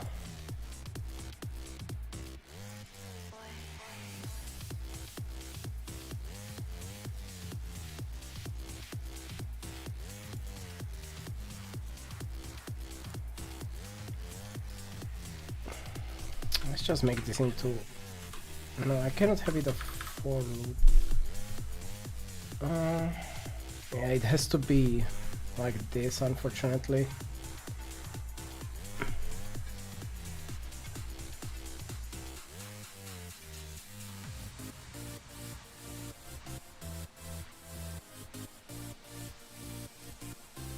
Okay, what the heck just happened? Okay, I think everything is okay on Twitch and on YouTube, but Restream just had a weird hiccup. So yeah, hopefully everything is fine.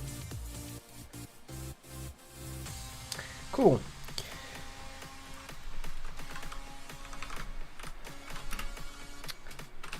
Remove the specified number from all squares in the block except for the ones specified in the skip mask.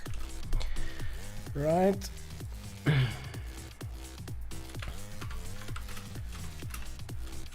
Return a bit set representing the positions of a number inside of this block, and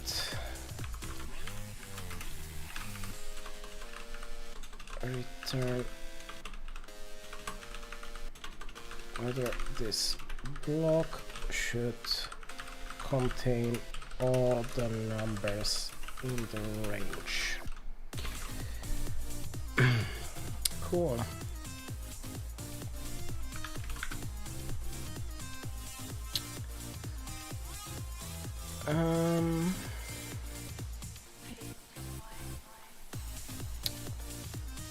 Okay.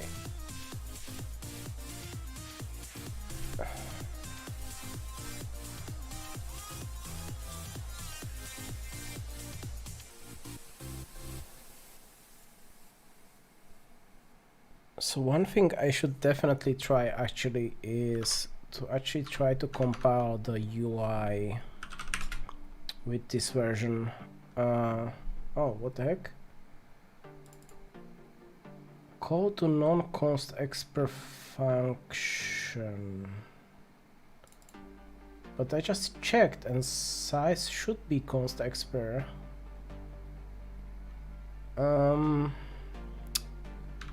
Okay, that's a bit weird. Maybe it just wasn't yet converted in this version of the compiler, which is definitely possible because with this code I'm definitely living on the absolute edge of the compiler versions.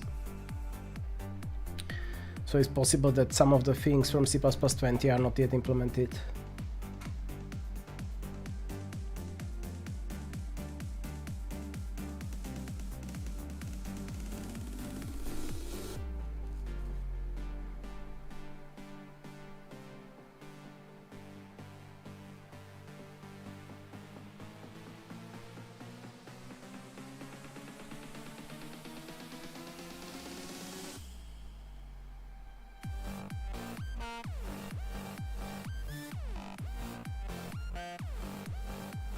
Okay. Yeah, all tests are passing, everything is fine. Right.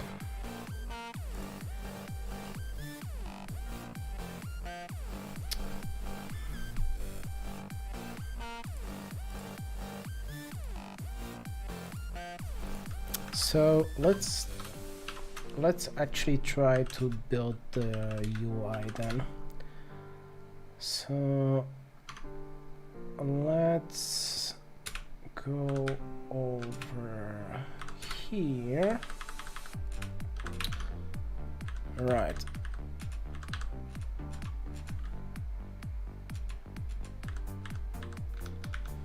All right.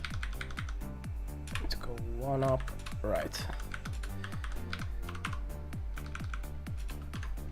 So I guess core I should just copy.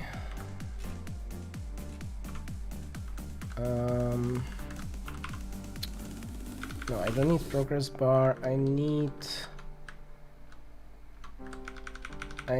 Softstats, Sudoku, and Smart Solver. Yes.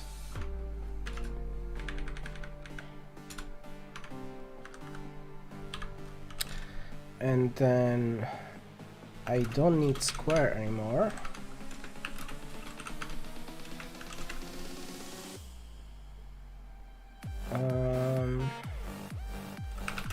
Yeah, and block checker either.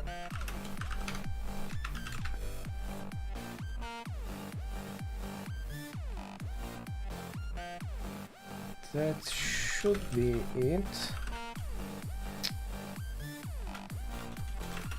So then in my main CMake lists, because this one isn't actually like structured at all, I just need to list all the things. So then the square and the block checker go away, but I need to reintroduce the new stuff from the core. So this will be core. So the things I need is unique block, Sudoku algorithms, and bit set. Right.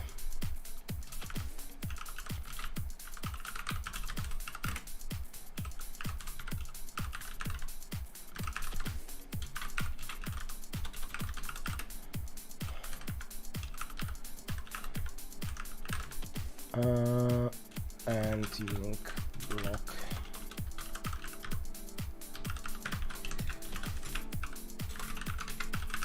So let's see if this compiles.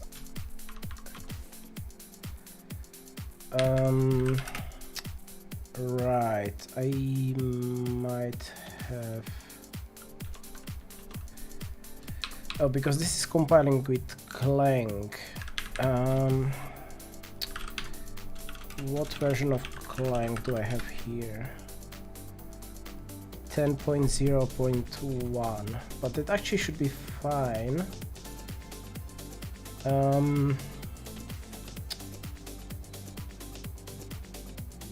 Wait, what's the actual latest version of Clang?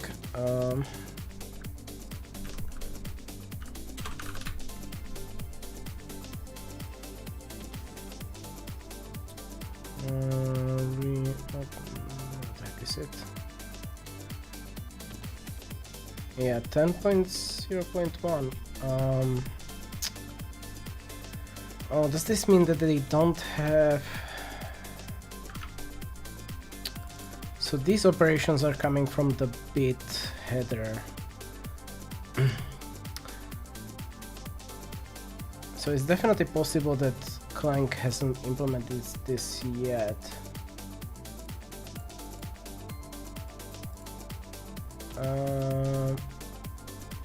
Yeah, no bit floor.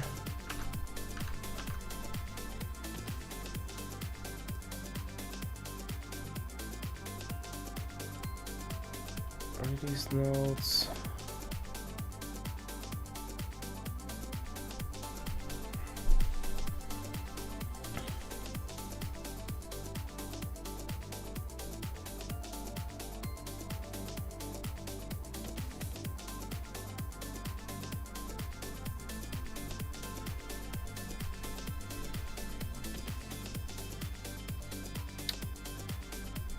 I mean,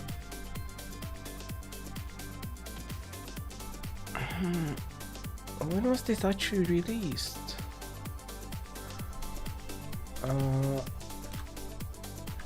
LVM 10.01.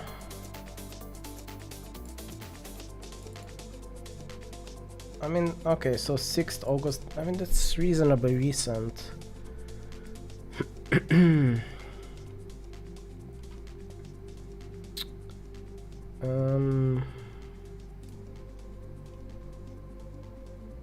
Release notes.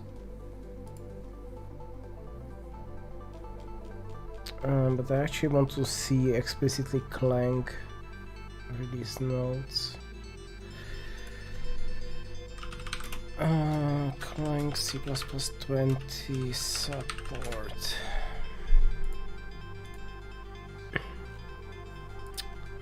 And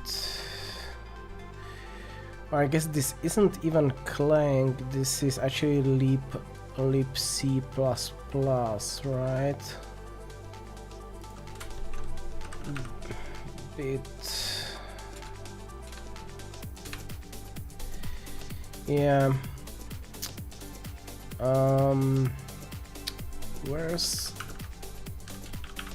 Where's the...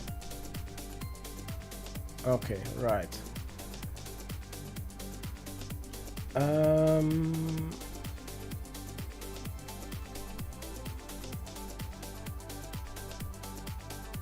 Okay. Lib C++, C++20. Can I find this? Ah, okay, cool.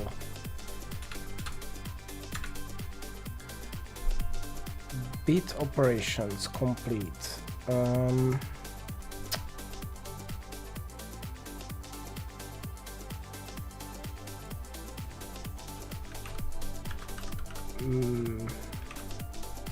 I don't quite...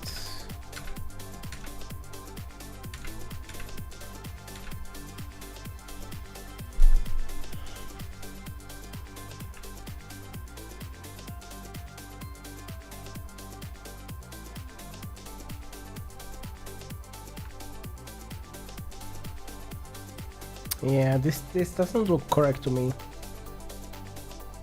And what the heck is happening with Restream today? Yeah, just hope everything is okay on the stream side.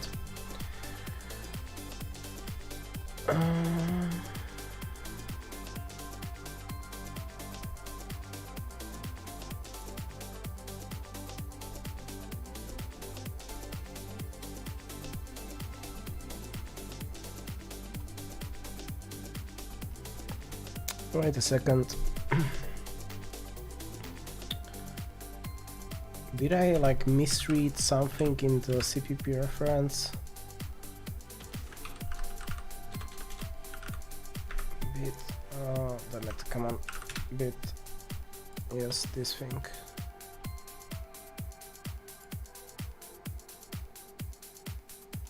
I mean, this is definitely in the header.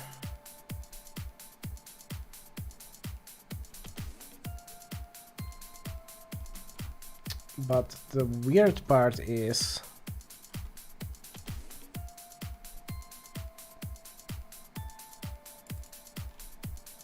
I mean, this is actually not mentioning it at all.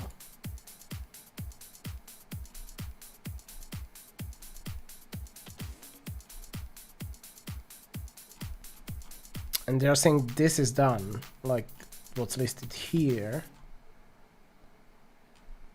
But that's not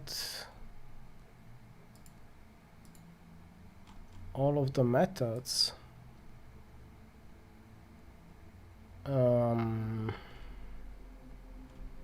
Yeah, I'm a bit confused about this. I mean, I can actually replace the head single bit with pop count, right? Like that's not a big deal. And maybe that's what I should do. I should just patch it so okay.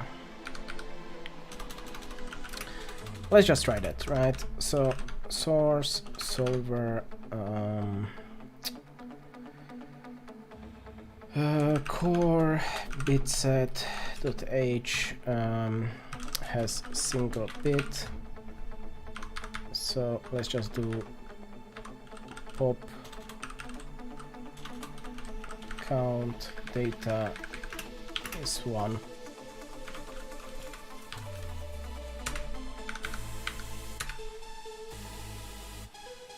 Okay, we still have other issues. Well, the problem is it doesn't have bit for either. Bit. Yeah, no.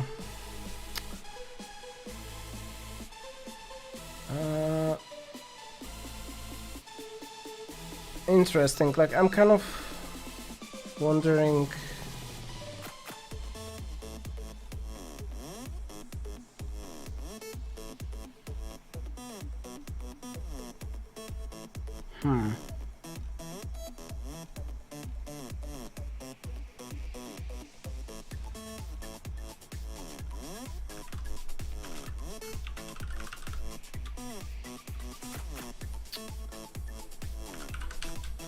Maybe C++ has a single bit.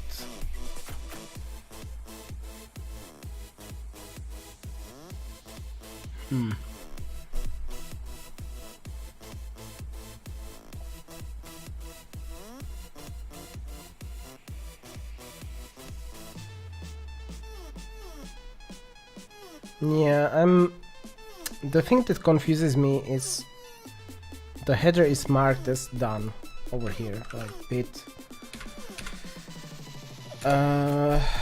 bit operations, right? Like this is set complete in 9.0. But then there's more of them in the header, but I don't see any other mention of like the operations in here in this list.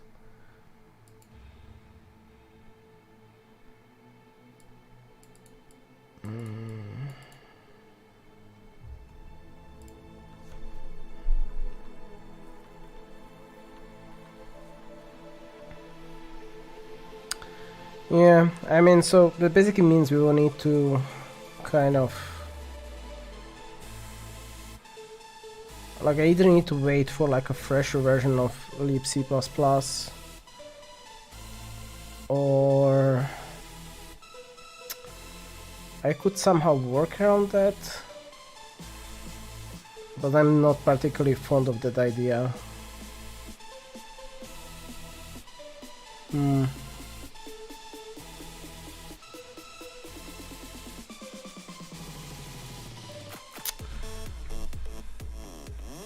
Yeah,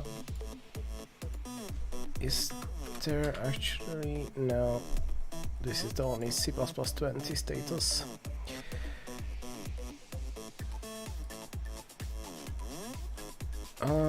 Actually, if I just go over here, has single bit. I wonder if it's... no. So it's not even mentioned. That's very curious.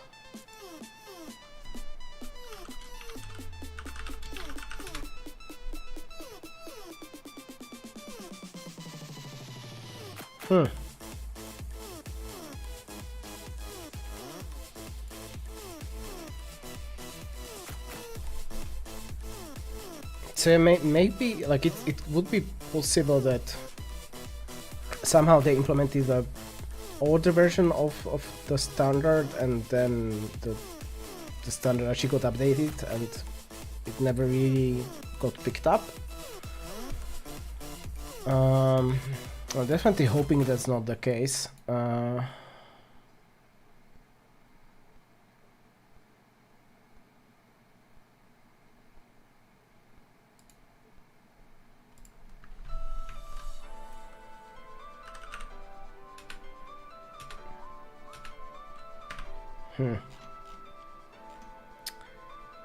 Okay, well, that basically means I cannot update the UI yet, and I will need to think about it. like either I will basically work around it. The problem is like some of these, like the bit floor, I don't know how easy that would be to do.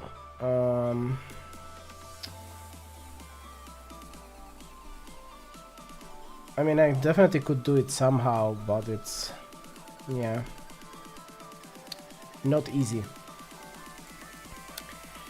Okay, anyway, for now, I think I will stop the stream here for now. So today it's a slightly shorter stream. Yesterday I went a little bit overboard, so kind of, you know, to balance it out.